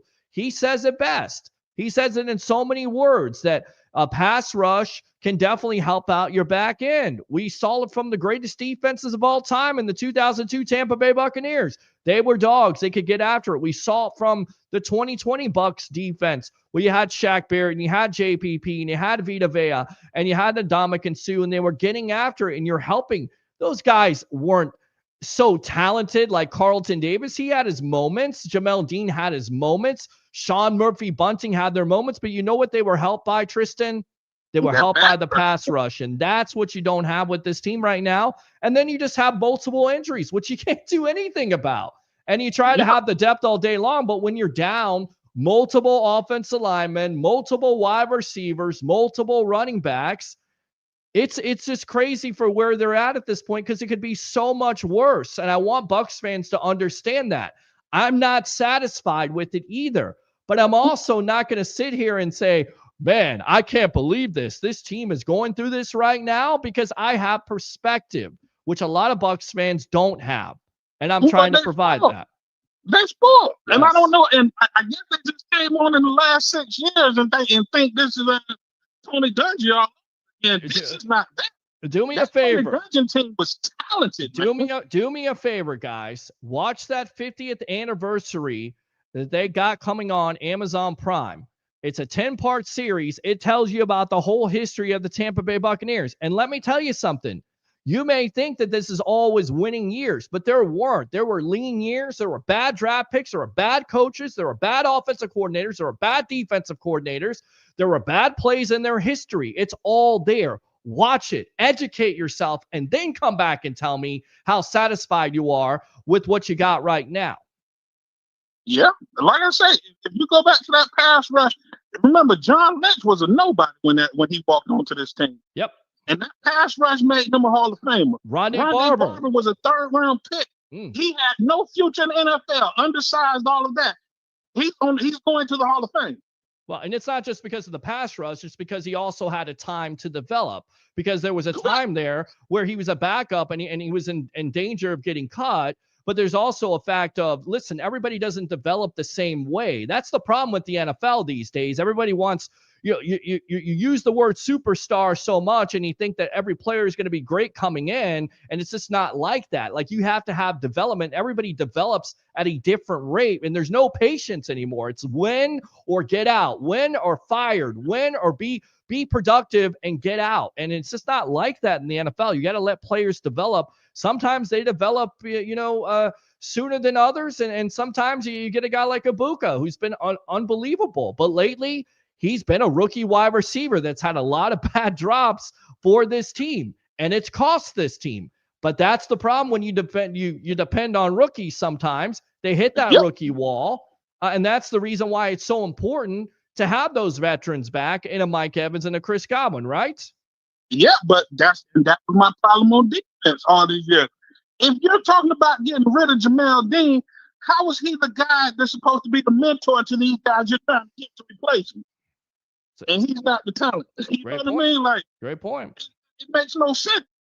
It's a great point. I think the reasoning is the fact that he's not able to stay healthy consistently, and you're paying a guy top-notch money who can't stay healthy, and then furthermore, who doesn't have a lot of interceptions when it comes down to it, has a lot of opportunities to make plays and doesn't make those plays. But I agree with you. He's shown flashes this year where he can be a top corner. That's why it's so frustrating to watch this defense and sometimes in the breakdowns they have, because it's not just all young players. That's the thing. And that's where I understand the point of where Bucs fans are going with Todd Bowles changing the defensive coordinator. Tristan, I got to run, man. I appreciate the thoughts. As always, use that second call, my friend. All right?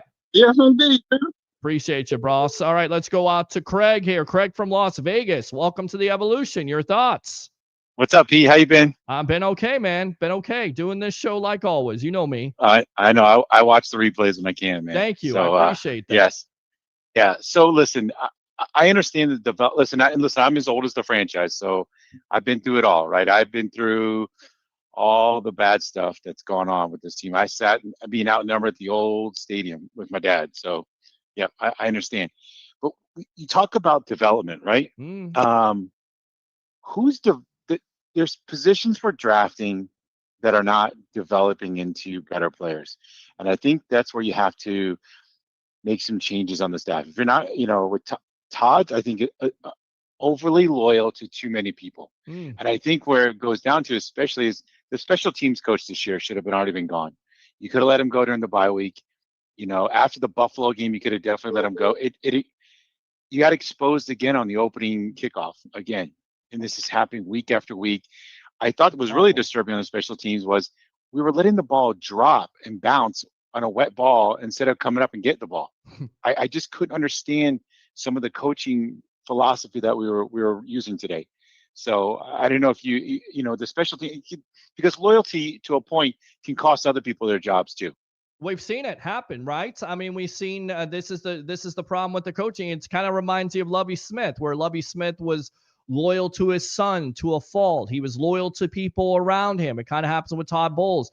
He was loyal to Devin White, where you should have made the change with Devin White because he wasn't giving you full effort. And at the time you finally make that change, but you're loyal to players. You're loyal to Jamel Dean because you feel like that he's been able to be productive for this Tampa Bay Buccaneer team. So maybe that is the weakness of this coaching staff. Maybe that is a Todd Bowles thing where you have to take a look at it. But I agree with you wholeheartedly. If you want to point a finger at somebody who could be possibly losing their job in the offseason, it's definitely special teams. And the players on this team, and even Todd Bowles talked about this in his press conference at the end of the game today, they may be making more changes to where they change some players around. But the thing is happening over and over again. It's inexcusable. You can't have a team starting on a short field. Your defense is already weak enough. Now you're putting their backs against the wall with giving the offense a short field. It's inexcusable. It can't happen. It has to change. Something has to change. You can't win a division like that, and you can't win playoff games like that unless you improve those things and clean them up. And I think also, too, you're talking about personnel on the field. I thought loyalty a little bit, too, with Savasi Dennis, who was absolutely horrendous today. If you notice on the last drive or two, it was Jones that was in there at the linebacker in coverage, and he almost had the pick. I mean, I don't know how he didn't come up with the ball, but Savasi was looking around on some of those middle deep zones. Like, looking around. It's like, that's on you guys. Looks lost. You got the tight end. He looks lost. He just looks lost. I mean, I don't know what else to say, whether it's lack of playing time, whether he's young. That definitely contributes to it. But you put all your eggs in that basket with Savasier Dennis, and you have Levante David, and let's put it out there. Love Levante David. Love him. But, Father Time is undefeated. He hasn't looked like the same player. So you may have been able to cover that up throughout the years with having players next to him. When Devin White was giving that effort, you were able to cover it. Now you're not able to cover that up because you got a player that looks completely lost. The middle linebacker last year looked completely lost. Maybe that's system. Maybe that's lack of coaching. I don't know what it is, but I get tired of seeing it too. And if you get tired of seeing it, Craig, in Las Vegas, and Alex here in Tampa gets tired of seeing it, and Earl Harris III and Mike DeRoche in Canada gets tired of seeing it and can see the wide open middle like the Atlantic Ocean, don't you think guys that get paid millions of dollars to dissect the defense can see it too? Of course they can. That's the reason why they're going after it, and that's why they're so successful in the first place. And the frustrating thing is, I think in the presser he said today, we miss fits, we miss run fits. Yep. We got 4 weeks left. Yep. We're still making the same issues on the run fits. It's not. It used to be the last few years was the communication in the secondary. Now it's the run fits that we're missing all the time. Yep. And if they don't know the fits by now, then you got to make a change in the personnel. And I don't care if they're not that good. If they can play sound gap control defense, I'll take that right now over the big stars that are on the field, because that's driving me nuts too. Offensively, Josh at times is great. At times it's just mind-numbing. Can't make a 4th and 1. Well, you're running. Listen, Craig, you're running a 4th and 1. You have a rookie left tackle. You just lost to your left guard. I get it. You want to be stubborn, but you're being stubborn to a fault also. Run to the other side or come up with another play. Why are you running on that left side when you have Michael Jordan and Todd Bowles was asked this, and he goes, well, these players have played before. But I don't know. That doesn't make sense because you tried to do that in the first matchup versus the Saints. And guess what? They stopped you again. And they got a pretty damn good linebacker who may be a Hall of Famer, as crazy as it sounds, in Demario Davis, who has played his ass off for that defense and is still prideful, is still playing at a high level, and has given the Bucs fits. And guess who made the play? Demario Davis. Yeah, and here's the other thing, too. On a wet field today, you pitched it out 8 yards, and you needed to get 1 yard. So you needed 7 or 8 yards to break even to have a chance. It makes no sense. I didn't agree. I don't know what your thoughts are, Pete. In the fourth quarter, we're at midfield again. Now, the only times the Saints have scored when they had the short field, after the kickoff, after the turnover. I thought in a tie game, you were so unsuccessful. I know Chris bobbled the ball when he got hit, and it was unsuccessful. But I thought at that point, I might want to pin them back a little bit and see if they can come the full 80, 90 yards to take the lead. And you gave the ball up. I just think sometimes it's not working. Maybe you got to, if you do want to think you're a defensive head coach, make them come the whole field, because every touchdown drive the Saints had today was all on, I think, was it 45 or 50 yards or less? Yeah, I mean, you go, what did they go? 54 yards there on that play with Shuck running in there for 34 yards. You go 54 yards. I mean, again, the short fields didn't help. The defense was, I don't know what to say at this point. For me, when you make that type of decision, you decide to go for it on 4th down. It just tells me you don't have confidence in your offense. You don't have any confidence in your defense. That's what it tells me. And if you're a defensive head coach and you're running that defense, well, then there's the problem at this point. And you have chances to make plays. If you're a defender, you got to make those plays. You got to make those sacks. You got to do it. And it's not young players. We're not talking about rookies here. We're talking about Vita Vea. We're talking about Anthony Nelson, guys that made plays before, just didn't make them today. So are you concerned with the lack of, he's regressed this year in Graham Barton, and is he not a future center? Do you see him as a future guard?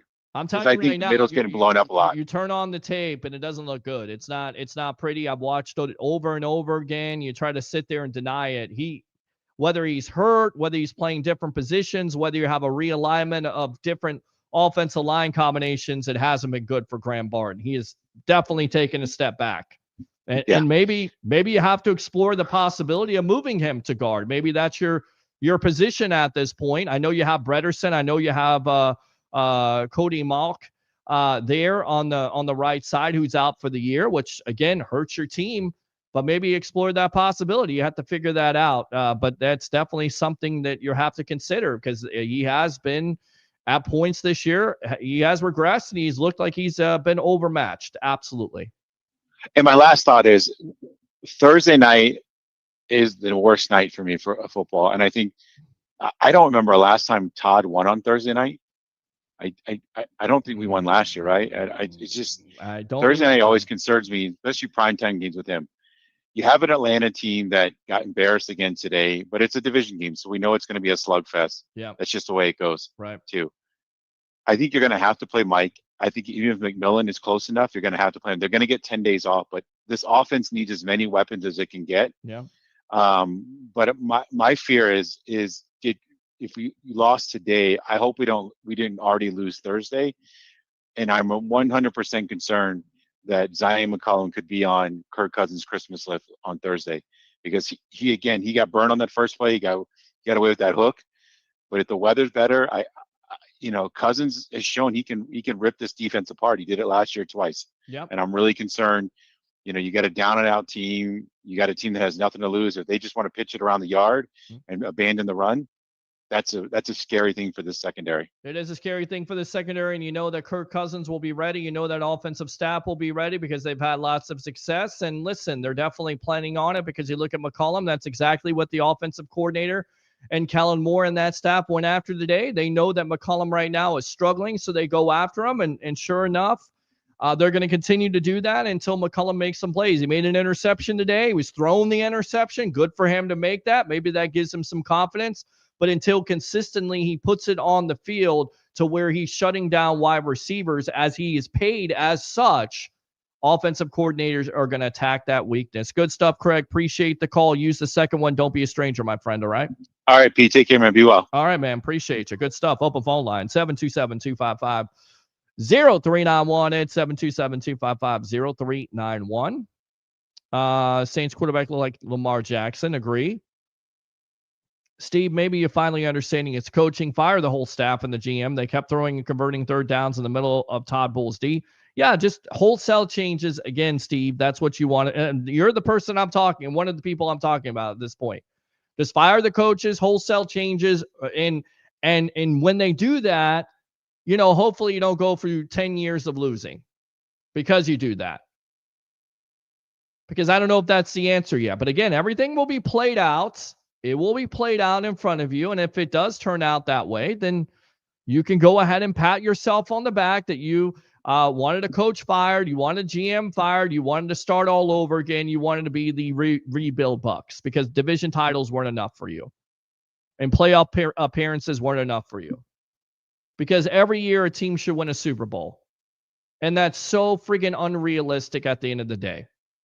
But I understand it. Embarrassing. Clean house after the season, says Earl. Feels the same way. Bucs got what they deserve, losing to a rookie quarterback, Chris Cole. Light has got to get some playmakers on defense and offense. Climatic. We can't quarterback sneak if his shoulder is bad. Preach it, JP. Preach it. Okay. Real Berg, native. I wonder what Jason Light said on X today. Steve says the Bucs are getting worse under Todd Bowles by the week. Let's go out to the phone lines. What's your name? Where you calling from? Yeah, this is Marty from Arkansas. What's going on, Marty? Stand by for a minute, Marty. This call keeps on calling in. Stand by. All right. Caller. Hold on. Caller. Hi, this is Nathan. I'm from DeLand. All right, Nathan, stand by. We're going to go out to Marty from Arkansas. You have to stand by, all right? All right. All right, new call is here. Go ahead, Marty from Arkansas, right? Yes, sir. Go for it, my friend. So I feel like I've been watching this team for, pretty much every game this season. Okay. And I've noticed a pattern here is like Jason Light's got to take some responsibility on this, because every year when it comes to the offseason, he likes to almost like go to the bargain bin, get players to take flyers on, prove-it deals. And lately, that proven deals has just been blown up in his face. Like Hassan Reddick has been looking like trash this year. I mean, he got lucky with Mayfield, but now Mayfield with this Gazard, our new offensive coordinator, I don't know right now if he's even a top 5 quarterback like this new contract he's going to be probably getting this offseason. He's got to start making some more aggressive moves in the trade deadline or in the draft. Like, we got to start signing some people instead of relying on all these draft picks. They're not progressing on the football field like Logan Hall and, players of that nature. Braswell had a sack today, but it's few and far between, right? JTS a couple years ago, you draft him in the first round. He doesn't work out. It's been, Yaya Diaby has shown flashes, but it's not consistent enough. I agree with you. But again, also to that point, teams are not going to give away edge rushers for nothing. You're going to have to give up something. So I definitely understand where you're coming from. And listen, I was one of those people that said Hassan Reddick would be a good move because he's on a prove-it deal. He's coming here. He's had 59.5 sacks. He's been able to do it. This is what you're going to get from him. You either get a guy that's going to be hungry, ready for a new contract, either with the Bucs or another team, or you get a guy which, listen, you had last year with the Jets. He's the same player. Hasn't made a lot of plays, hasn't made the impact that Jason Light, and it looks bad. It doesn't look good. But more times than not, I think let's be fair about this, Jason Light has had more hits than misses. But when it comes to edge rushers and defenders, it's definitely been a sore spot. It's definitely been an Achilles heel for this team, and it has set this team back, especially their defense. Oh, yeah, I agree. I mean, I was hoping that they would go out and get Sweat. I mean, he would have cost more money, but he's been way more productive for Arizona than I think anyone really predicted. True. And that's something we probably could have afforded to brought in, and that probably would have made a big difference on this D-line. Maybe it would have made a big difference. And also in that same breath, you're not able to maybe re-sign a Baker Mayfield. You're not maybe to re-sign a Zion McCollum. I get it. I'm not a believer in the cap. I think the salary cap is like the national deficit. Everybody talks about losing all this money, but yet you're able to find the money somehow, some way. So I don't understand why you don't go out there and get a player like that that's proven, especially with the window of talent that you have. But looking at it, again, 2020 is hindsight, right? You look at the Hassan Reddick, you look at what he did. It seems like a good deal. It hasn't worked out. What else, my friend? Then the offensive line. I mean, I feel like first this draft, we got to address that because Baker's getting killed. And I saw last year, Baker's running for his life. Same thing like this year. The offensive line is still a mess. Well, it's a mess because you can't stay healthy at this point. You've had multiple injuries. You have multiple alignments. You lost your right guard. You lost your left tackle for some of the year. You possibly lose your left guard. You've had a center that's playing multiple positions. I know those are all excuses, but the thing that makes a team, and you know this all too well, right, Marty? You got to keep the same combination. That's where you have winning football. That's where the consistent teams, you don't have the wholesale changes to offensive and defensive systems. You don't have wholesale changes to your offensive line. You got to keep them intact. They got to gel. And they haven't had to do that this year. And again, it's not an excuse. I definitely think it's the reason why. And then on top of it, I think Baker Mayfield's hurt, right? He's not 100%. He's not playing like the same player. He's not playing at the top of the level, whether it's offensive line, not giving him the time. It's just all off right now. It's off on the offense. It's off on the defense. And it's definitely off. It's been off. It's been turned off. You should turn off the light, and keep it off on the special teams because it's been bad. Besides Chase McLaughlin. Special teams has been a joke this year. Yep. All right, Marty. Appreciate the call, my friend from Arkansas. Use that second one. Anything else, my friend? No, sir. I'll be about it. Appreciate everything you do. Hey, man. Appreciate you. Look at that. Arkansas. We got people calling from Arkansas. Thank you. Let's go out to DeLand. What's your name? Where you're calling from? You're on the Sports Web. This is Nathan. I'm from DeLand. All right, Nathan. What's on your mind today, boss? So what's on my? A lot of things. Go for it. I've been listening to you for a little bit now, and I hear you say like it upsets you when like we're talking about Todd Bowles' future. You know what I mean with Tampa. Why? Like, what do you see that? Like, what is it that you like about him? What I like about him is his players will play for him, right? So you won multiple division titles, whether the division is not good or not. Nobody will say this about the AFC North this year. Nobody will say this about the AFC East in the past. I get it.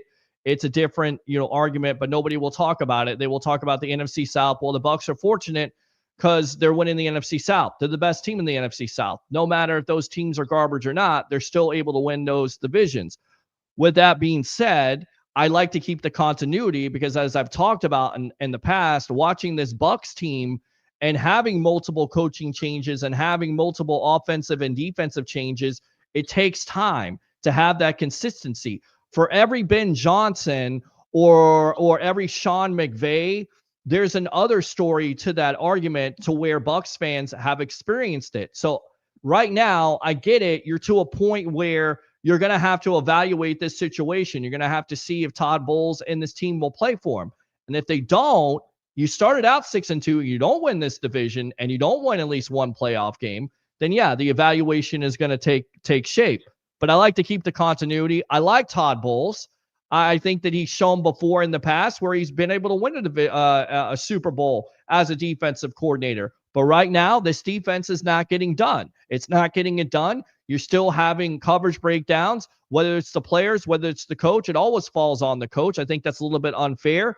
But the proof will be in the pudding, and everything will come out in the wash. So if this team fumbles, if they don't win their division, if they continue to lose games here and their defense falls by the wayside, I would not be surprised if there's some changes. But I'm not ready to pull the plug right now during the season. I want to evaluate the process. I want to go through it. I want to see how it works out. Because listen, Nathan, you've seen this team over the last couple of years.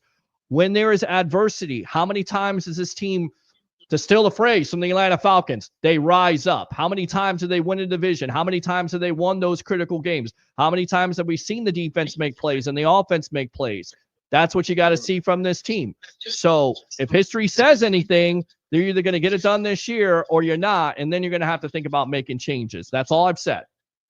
Well, the thing with what I'm thinking about here is, like, I get exactly what you're saying. Like, it makes sense, but it's like, I can see what's going to happen this year because it's happened for the past 3 years now. Even in Brady's last year with us, we had Todd Bowles, right? And he's a defensive mastermind, so-called, right? Right. And I mean, we go, maybe we'll win a playoff game, maybe, right? Well, with the talent that we have, with the talent that we have on this team, with everybody hurt, I still can see us as a true contender. In that, I don't think that we should be. I don't know what I'm trying to say, but I don't think that we should be where we're at right now, and I don't think that it's fair to the players. That I think they're getting done dirty right now, personally. Well, the players are controlling it. I mean, we could sit here and talk about the coach all day long, but the players are controlling and they're playing. That's a simplistic thing. If Ibuka makes that touchdown catch, it's a different story, which you should. If Chris Godwin catches it on the 4th down, where you should make those plays, there's been plenty of plays that have been made. The execution is not necessarily there. Again, is it all on coaching? I've never said it's not on coaching. I just said it wasn't all on coaching. I think that's a lazy argument to where players are getting paid millions of dollars as professionals. You got to go out there and have a better effort. You certainly can't be sleepwalking to start the game, which you were. That's definitely on coaching at the end of the day. Am I ready to change the coach? I'm just ready to have this process play out and see what these players are going to do. Because, again, they made their bed, and now you're going to have to see what you can do with it and sleep in it. So, yeah. No, I'm just I'm hoping that next week versus Atlanta, we can really see them play a primetime game. They're going to play their kryptonite, as I call them, because Kirk Cousins has a field day with everybody on our team. So I just hope that they go out there, cover the freaking middle of the field, and just play great defense. And Baker needs to go out there and prove a point that he's still the best quarterback in the NFL. And, you know, he's the right man for the job, because today it didn't look like that. But sure didn't. And he'll take full responsibility for that because he's a leader and he's all about accountability. But he's talked about it where, and I heard Levante David didn't even stay in the locker room. He left early. He didn't want to deal with it. So.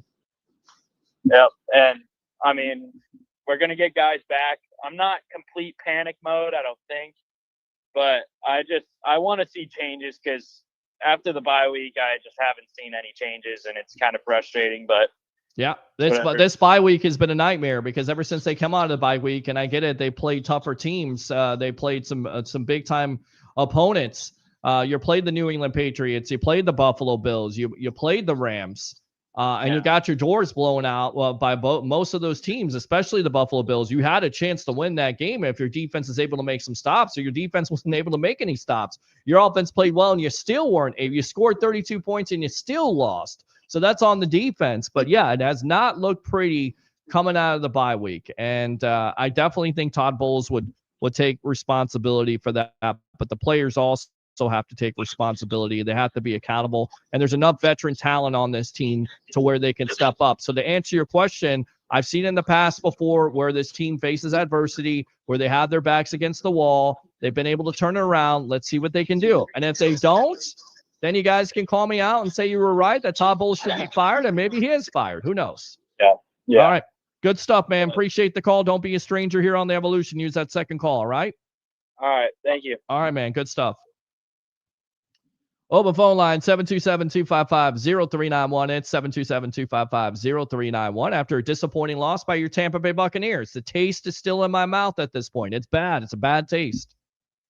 I hate losing to the New Orleans freaking Saints. Lose to anybody else. You don't lose to the Rams. You don't lose to the Saints. I'm going to hold off on this call. Eric, use the second call here in a little bit. I want to read these comments. Okay. So Mike says maybe we should bench some players on defense. Maybe that's coming. Olga, horrible, awful loss. Totally with you both. Mike, bench some starters on defense. We won't beat the Falcons Thursday night either. Not with the effort. Rashad ran a good almost 5 yards per carry. Louis, first game at Ray J is an L. It's okay. Baker was a solid D+, says Mike D. Roche. David, JP, do you think the defense is giving its full effort for Todd? I don't think they've given up. I just answered the question. I don't think they've given up. I just think they're not in the right place, which is a problem. Well, we continue to see the problem. And I think this goes back to a couple of weeks ago where Gerald McCoy, former Tampa Bay Buccaneer, was mentioning players seem to be out of their run fits. It's the same players. I wonder if he's talking about Savasier Dennis. I wonder. You kind of wonder. Saw the Tampa Bay Lightning against Pittsburgh and the Islanders L0-3. This is Peter Blake's Buccaneers excuse show. Mike, think about whatever you want to say, bro. Seriously. Bench some starters on defense. Let the backups get some reps. Where's Levante? David didn't hear his name once today. Chris Cole, special teams coach, needs to go. Special teams, definitely. Mike, players need to get cut. During the season, I don't know if that's going to happen. Hassan Reddick stole $14 million. Bucs are done. Fire Bowles. So are your Bears. What's the score right now of the Bears game? Oh, it's tied. Okay. Well, they'll figure out how the way to lose it just for you, buddy. Steve Mike, he's got cooked all day. David, at the beginning of the season, our defense leaned on our offense. Now our offense needs to lean on our defense, and it's just not happening. Again, complimentary football. KR, what's up, Peter and JP and crew? That was a horrible game. I'm honestly about done with Bowles. He has completely just lost his way with this team. Maybe it has. Maybe it's come to that. Exactly. WTF. I've been saying it all along. No players on this team. Zero. Steve Mike, he was out there diving at shoelaces, didn't tackle much. I'm okay with admitting we aren't that good. Mike says, I could get this team motivated. I'm speaking as a delusional point of view.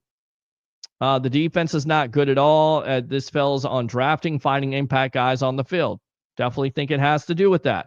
I won't get over this loss until kickoff on Thursday night. It's bad enough for Captain LVD left the locker room early. I know he's not happy at all. I don't think he should be happy. He's not going to be happy. JP is correct. LVD gave up a third down conversion. Everyone is accountable. Real Berg native. Baker turnovers are always the worst moments. His turnover was on Cam Johnson. David, JP, that's what makes me mad. People are praising Todd Bowles having mediocre seasons, knowing that if we were in any other division, we probably wouldn't even make the playoffs. Michael, where's the number again, Peter? You got it. Hopefully you got a chance to call in, Michael. If you didn't, call back. The defender sat on the route. Baker threw it right to him. The Tampa Bay Buccaneers head coach of the future is already coaching in Jacksonville. Sorry to burst your bubble, guys. He's not coming here. John Gruden is not coming through the door, and neither is Liam Cohen. So get over it. He's gone. He's done. He's finito. Oh, snap. Peter preaching. Trying. Cam stopped short, though. It would have ran through. It would have just been an incompletion. Yours true, Bigga. Gruden was inconsistent throw. Never 2 consecutive playoff seasons. By the way, how many division titles did he win? Not as many as Todd Bowles, but nobody will talk about that. What they will talk about is him coming out with the sword and looking emotional and making those faces on the sideline because that's good enough to be a coach in the National Football League, and that's not what it is. Sorry. It's a little bit more than that. I will. David, when they fired John Gruden, the Glazers didn't want to pay anybody. That's why we had nothing but, okay, but they wanted to start over. So you started over, and what did you get? How many years of fertility did you get from the Bucs? Liam Cohen is probably laughing his ass off at another Bucs loss. Good for him. The fact that we suck while Cohen is over in Jacksonville is dominating speaks volumes. We could have at least put up points with Evans and Godwin out last year. Can't score worth a damn right now. Even the commentator comments about the middle of the field right before another third down conversion. Guess where? Over the middle. Realberg native. So it will be fans wanting the Bucs to fail that will cause the team to lose the division. I'm confused. I'm just pointing it out. I don't know what the I don't know what the analysis on that is. I didn't say Bucs fans are hoping the Bucs will lose. I'm saying some of you guys that are wanting wholesale changes, be careful what you wish for because it may not necessarily work out. But some of you do definitely get on my nerves, and I wish that you would have losing for 10 to 15 years so you would actually appreciate what's going on right now, even though it doesn't seem like it's the best. It's a pretty good Bucs brand of football. Even though I know the expectation every year with the fan base now is to win a Super Bowl, which is not a realistic fan expectation. I got to tell you, that's not realistic. Even for one of the greatest teams of all time and Tom Brady, New England Patriots, they didn't win a division every year. They didn't win. They may have won a division, but they didn't win the Super Bowl every year. Kansas City Chiefs, they're going through their times right now. Would you like to fire Andy Reid? Because they're not going to win the Super Bowl this year. I'm trying to provide some perspective here. So I don't know what's so hard about that. I think I was real clear about this. Like I was crystal clear. Like I didn't speak any foreign language, so you couldn't understand it. Right? Okay. No Otten was short of the 30. It was a touchback from the 20. The PI on Otten definitely was a bad non-call. I had Devin Neal on fantasy, actually. Well, good for you. The PI no call on K was horrible. I was sitting there 3 rows behind the end zone. I could see it from there. Yours true, big turnover opportunities missed. Carl, Reddick is a $14 million bust. Realberg Nada, Peter wasn't this stressed when Brady was here. Shaking my head. Baker got the team stressed out. Fans, community stressed. Guys, come on now, Realberg. You were stressed out.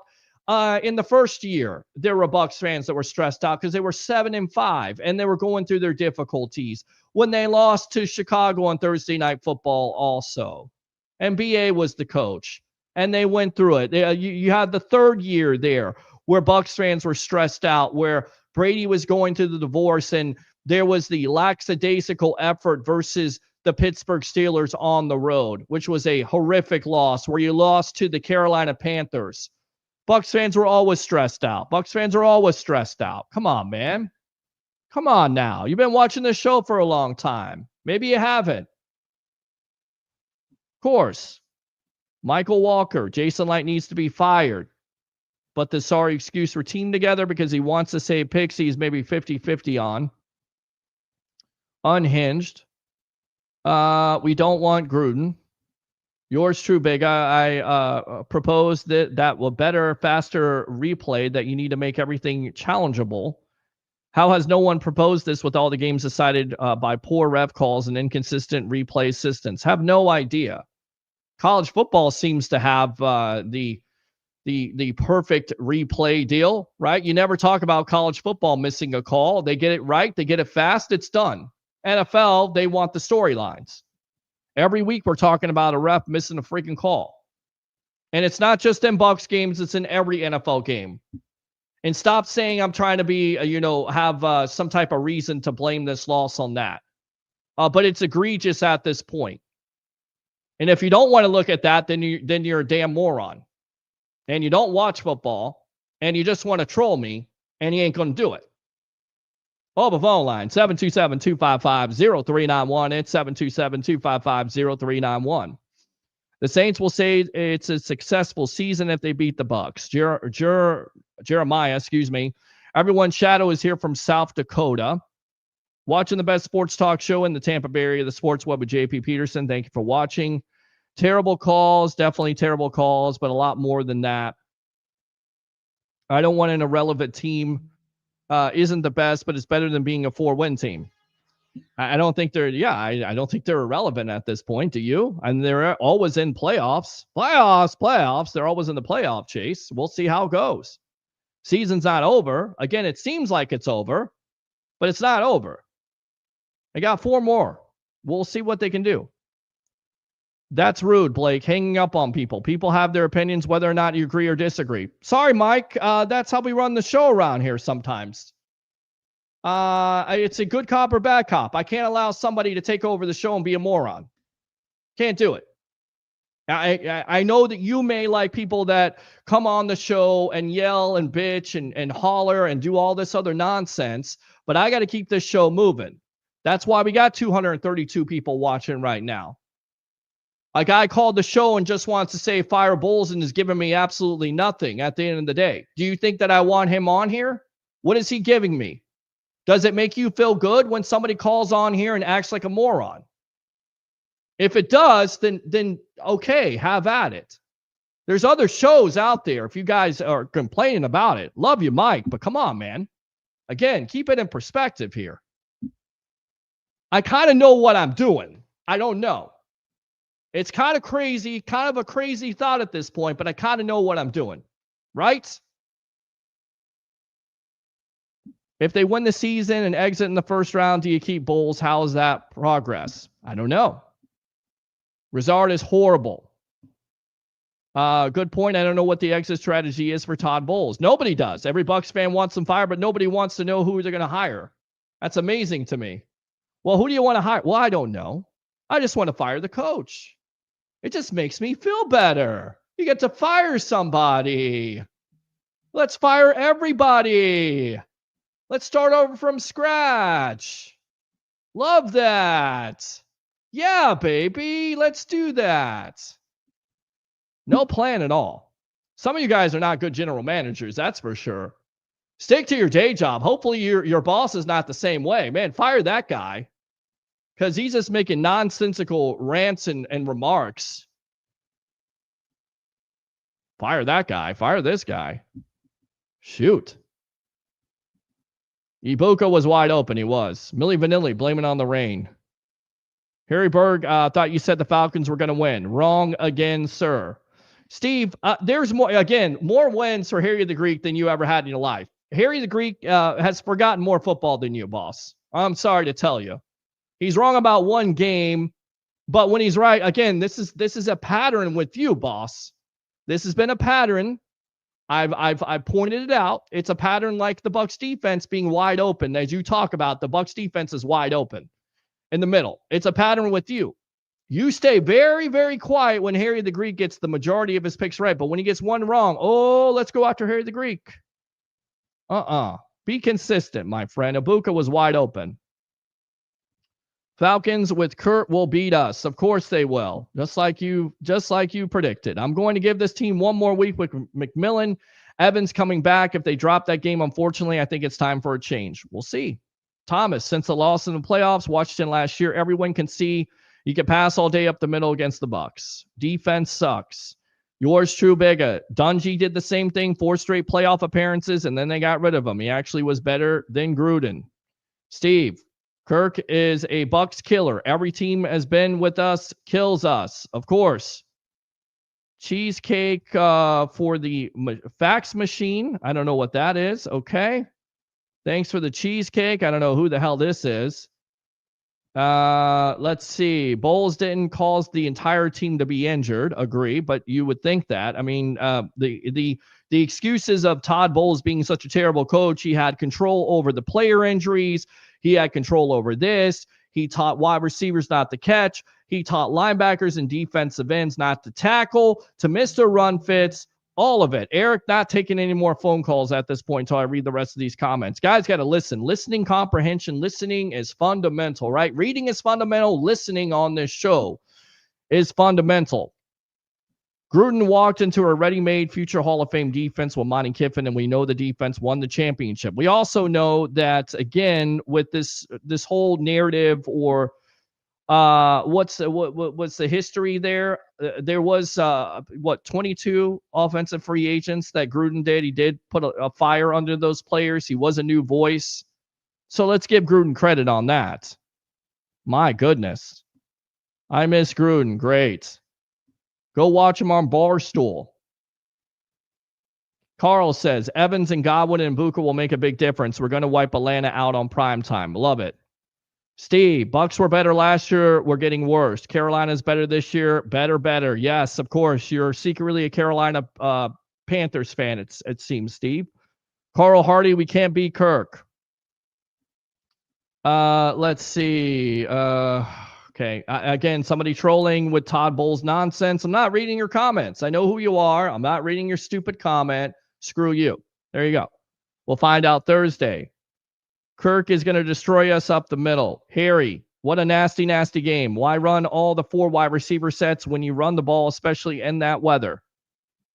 Gruden Bucs record, 57 and 55. There you go. There is the savior of Bucs fandom, because he comes out with a sword and looks great in it. Love that. Love that analysis, by the way. That's sterling analysis by some of the Bucs Nation. Not saying all of you, but some of you really think like that. Oh my God, he made that face. Oh, he's got this team fired up. They've won less division titles than Todd Bowles, right? Okay. When a team needs to win, come and play the Bucs. Of course, Steve. You're Mr. Negative on this show. I think people give Gruden too much credit. Why is Bowles a great defensive coordinator? Because he blitzes every down. Laugh out loud. Peter, thank you for being here tonight after a horrible game. Sure thing, buddy. Appreciate it. Ranked 66 out of 7 NFL quarterbacks with the EPA of -33. That is Sean. I'm not saying fire Bowles at all, but he is tried plugging others in different positions because only some are good in their position. It could hurt to maneuver some people to see for better outcomes. I agree with you on that. I think you could see some changes. Maybe there is some changes. Maybe it's because of injury at this point. I like to see Deion Jones instead of Savasi Dennis. I would. Broadway says, hey, Peter, David, do you think Bruce would allow us to play this undisciplined? They played undisciplined before. In the Brady year, they were 7-5. Do you recall? I know they're not the same teams at the bye week, but there were Bucs fans losing their minds saying that Tom Brady is washed. This defense isn't good enough. Man, we forget. Scott, hey, JP. Cade sucks and we'll never get those calls. Sean, if we're not getting help in free agency, then play off their strengths and not the title position. Nick, our offense, even with a lot of injuries, had a lot of playmakers. Our defense is the opposite. Not many playmakers, hardly any. Owners and GM held accountable first. Overall team looks flat. No fire. Players, some coaches also play calling, a lot of blame. At home, no excuses. Who dat? Thank you. Agreed over poor execution on play calling. Yours true, Bigga. If you get a new head coach, you have to pick the right guy. There's uncertainty of it, but the Patriots and Bears are examples where it works out. Agree. That's a fair point. I don't want to start the conversation of a revolving door of coaches who we have had bad games. This is not going to be the solution again. I'm with Peter and what he said. I'm not there yet, but if we get to that point, I don't want it to be a revolving door, which it can become. They don't want 5 out of 6 barely beat Arizona. Okay, great. Again, teams play in the National Football League. I hate to tell you this. I hate to break it down to you, but talking to Dante Culpepper, a former All-Pro quarterback, he talked about how tough it was to play the Bucs twice a year. Why? Because it's a division rivalry game. It's different than playing some opposing team. So it was going to be tough. It's always tough. It's going to be tough on Thursday nights. It happens. It's the National Football League. Teams lose to bad teams all the time. It stinks. Again, bad taste in your mouth, but you got to turn the page quick. This team hopefully will do that. Didn't we say the same thing after the Bills loss? How bad do they want it? I think they showed us how bad they want it. We'll see. Baker did not play badly. He did a lot with his legs. Very true. Some of those passes were caught. Everyone would be saying Baker played well. He isn't the problem. One INT didn't lose this game. Some questionable play calling, missed catches, missed tackles. Not enough pressure. Not again. Defending the middle of the field, not enough effort listed this game, along with inconsistent special teams. Baker, Bucky, Godwin were the only bright spots. Overall team didn't look good at all. They did not. Good stuff. I think the players have given up on Bowles. We'll see. Again, it'll all come out in the wash because they'll have the opportunity here to face Atlanta on Thursday night and see if they can win that game, and then you get Carolina on the road. And for many Bucs fans, they think that the Carolina Panthers are just gonna mollywop them, right? As the kids say, mollywop them, right? I think that's what my Lieber brother said today, Mr. Franco. Victory Monday. It's not going to be a victory Monday. Todd Bowles, guru, is it your fault the O-line and offense can't get 1 yard on 4th and short 3 different times in the game? Did Todd Bowles drop 2 passes at critical times in the game? Yeah, he didn't. But again, talking to the fan base, you would think that was what was happening. You get what you pay for. Bowles does 2 jobs for the price of half a job. Okay. Never jump ship. Let's go Bucs. Yes. Yours true bigger. Maybe having Evans on the field will raise the bar for everyone else on the team. Maybe it will. Who dat? Let's go. Okay. Congratulations to your Bowles. You make less than goalish. It's not your fault. Okay. I don't know where that relates. So, okay. Are there any good offensive coordinators that you think would make a good head coach? Maybe we should take a chance on one. Teams have been taking chances on ours, and it worked out. If Jason wants to keep Todd, then keep him, but we need to bring in a different defensive coordinator. Needs to give that job up. Teams have figured out the defense. You lost to the Saints. What's the difference between the Jets and the Bucs? You barely beat the Cardinals and the Jets. You still won. I understand again, but you still won the game. You'll take a close win over a loss. You would, if they won today, this would be different. You would be upset because they won a close game, like you were last week with the Cardinals. Special teams almost cost us the Jets game. True. They were eliminated today. Falcons are out. Falcons are eliminated. They are. You win as a team, you lose as a team. A reign for both teams. Agree. Bucs are below average team. It is what it is. Whomever wins the South doesn't matter. They have to play the West in the wild card. Doesn't matter. Season is over. Because the Bucs did beat the Seattle Seahawks, the Arizona Cardinals in the West, and also the San Francisco 49ers. I get it. They lost to the Rams. But it doesn't matter because the season's over. They can't beat the West. Again, the negativity just flowing through the Bucs nation. You got to love it. It was hard to lose another game, but I'm having a great time permanently blocking all of the over-the-top negative, the sky is falling posters. Craig, loyalty can cost people jobs. Todd not firing the special teams coach is an embarrassment, shows a lack of accountability. It's a good comment. Definitely think you can make that comment. If we make the playoffs, we're going to be embarrassed. Bucs don't, for some reason, play well in prime time. All, okay. I'll trade Bowles for 7th and a bag of chips. Okay. I'm not going to read some of these comments at this point. Aints are good now. Saints were just a better team today. Panthers beat the Rams in the rain. They did. When done right, a rebuild can win in the second year. When done right. Doesn't necessarily mean it's going to happen. But again, we'll see.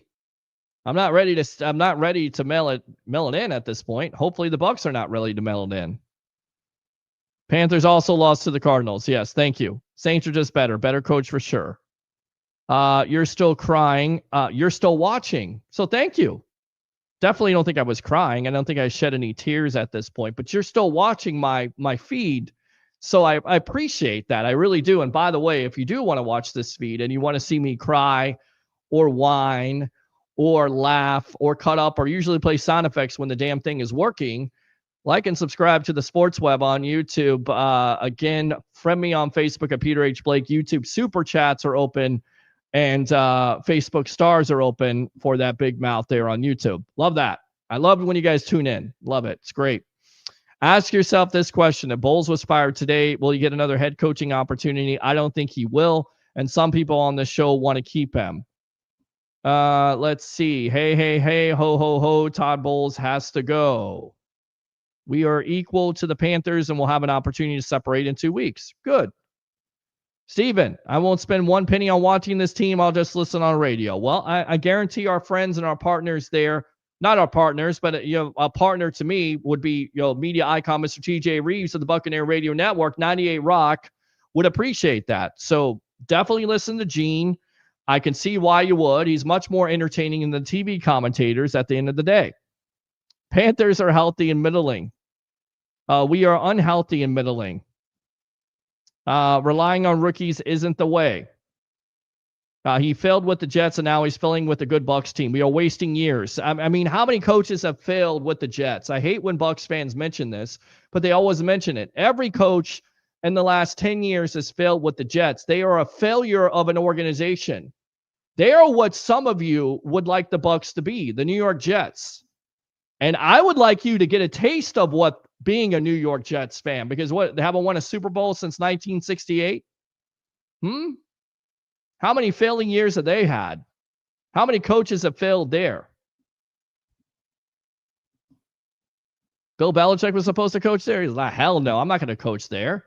That's a garbage organization. Why would I coach there? How many coaches have failed? Rinse and repeat. Groundhog Day with the New York Jets. Go be a Jets fan. Good idea. Bowles tank for the draft. Right, sure. There you go. Settle for being mid. Listening to Gene is a great experience. He's definitely better than the announcers in the booth. I've been listening to Gene all season. Very cool. Dean is trash. Hassan Reddick is a total waste of money, says Byron right there. Liam Cohen got 9 wins today. That's pretty neat. Todd Bowles, guru. I hope we sweep the Falcons. Hey ho, all the fair weather fans have got to leave. New Orleans fans tuning in, appreciate that. That's always a good thing. Good for Cohen. I hope he gets more just to let the owners know they need to make a change. Well, listen, they offered him the offensive coordinator to be the highest paid offensive coordinator. It wasn't their fault that he got a better, higher paid job with the Jacksonville Jaguars and wanted Jacksonville. That's what it turned out to be. I'm sorry, you guys got to turn the page on this. Good God.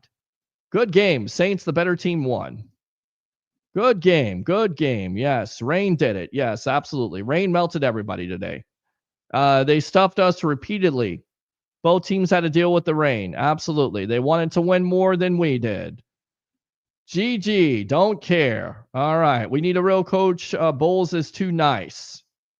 I'm tired of hearing about how high they are on Savasier Dennis. It's definitely gotten okay. Just got to move on to Thursday.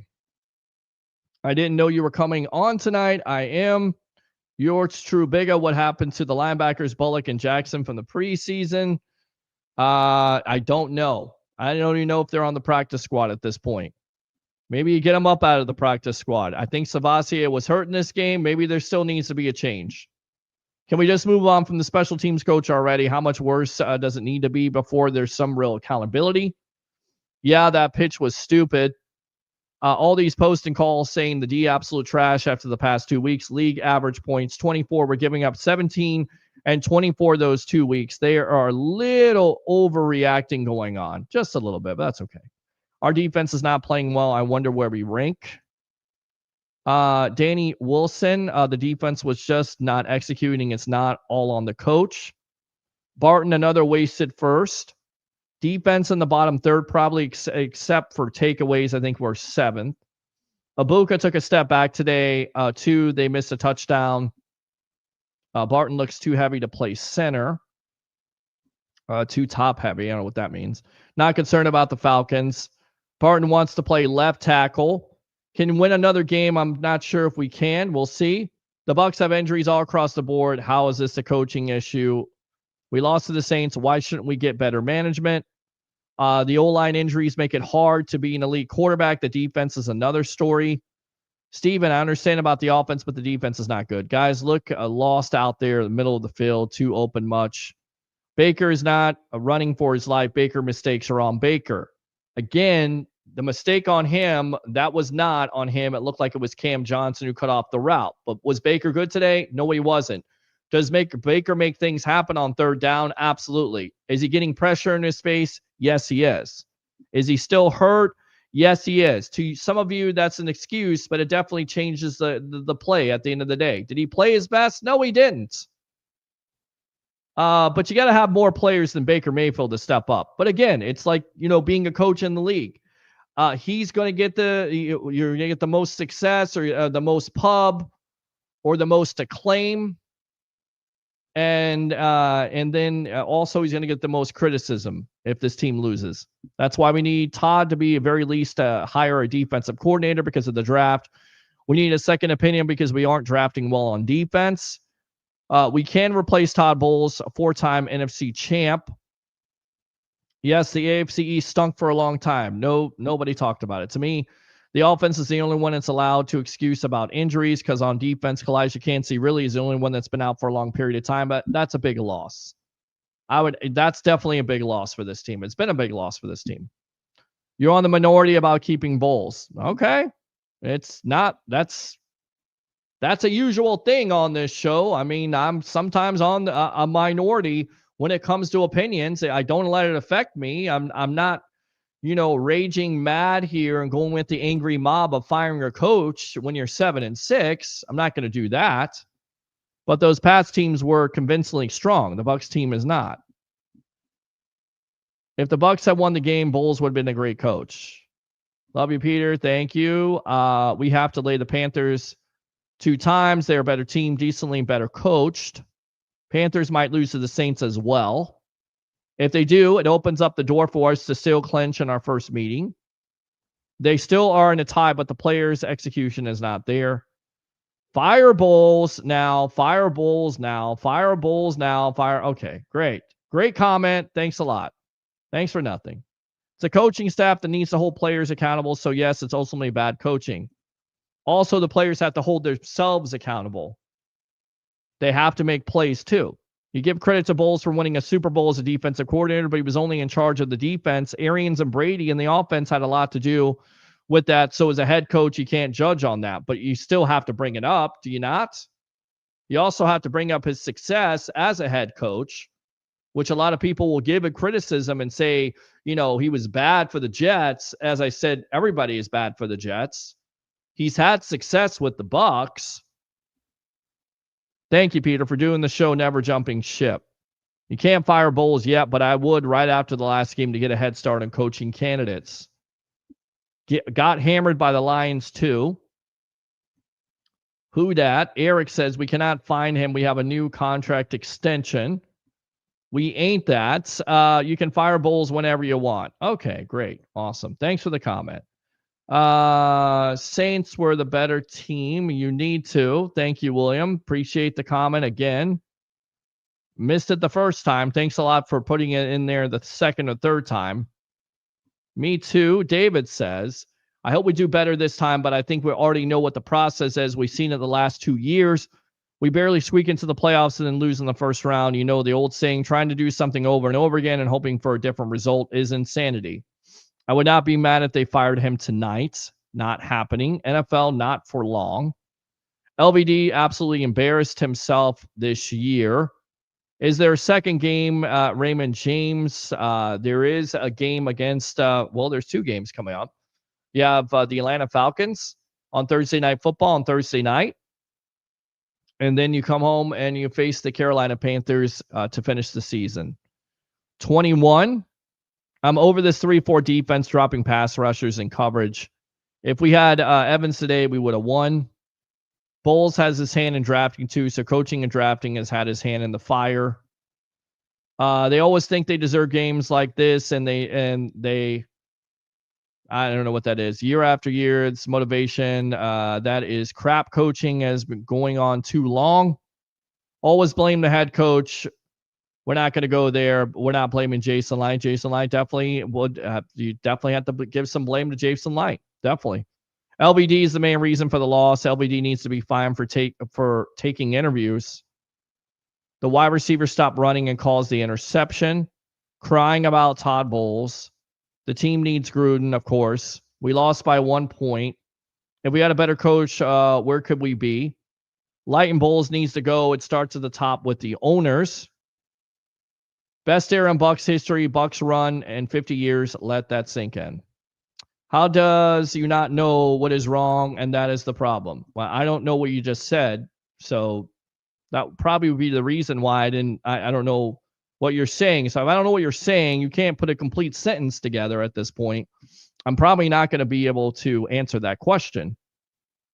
If you like to try again, it's right there. Just go ahead and write it in there. But I don't understand. He does not know what is wrong, and that is the problem. Let's see. Unless you're a fan since Sam Wyson, I don't think you really understand. Thank you. You know, ownership fired John Gruden and the GM with a better team and record. We lost a 2-win team. Does that register? Yeah, it registers. I remember that, Peter Blake. Okay. Todd Bowles can't beat a 2-win Saints team that is actively tanking for the number 1 overall pick. He needs to be make it into the second round of the playoffs to save his job. Anything less, and he's fired. It's always Todd Bowles, Todd Bowles, Todd Bowles. Yep. Todd Bowles needs to be fired, or he should retire. Grizzard is going to have severely improved next year, and not so special teams coach needs to hit the road. Because the refs do. Every time we lost, toddler, laugh sign, guess somebody's having a good time, blame players for the loss. Bad audio, okay. The low hit on Baker. Baker's not healthy, but not sure if he can take us to the promised land. We're in the playoff chase because the NFC South isn't good. Let's see. We take this one day at a time. This team is more talented than 2022 and 2023. I heard Abuka's post-game interview. He lost his confidence. David seems checked out, one game at a time. Fire Bowles. Fire Bowles. I heard you the third time. That was the best caller yet. Okay. All right. Thank you very much for putting it out there. We cannot win without a pass rush. I'll give you a very valid reason to fire Bowles. 8:37 to go into the game. Defense calls timeout. Why? Because they had 10 men on the field. That's coaching period. Okay, James. We need linebackers who can cover. They're not giving any content saying to fire someone. Can I get a 4-man pass rush? Well, you can get a 4-man pass rush if you can get a consistent 4-man pass rush and get after quarterback.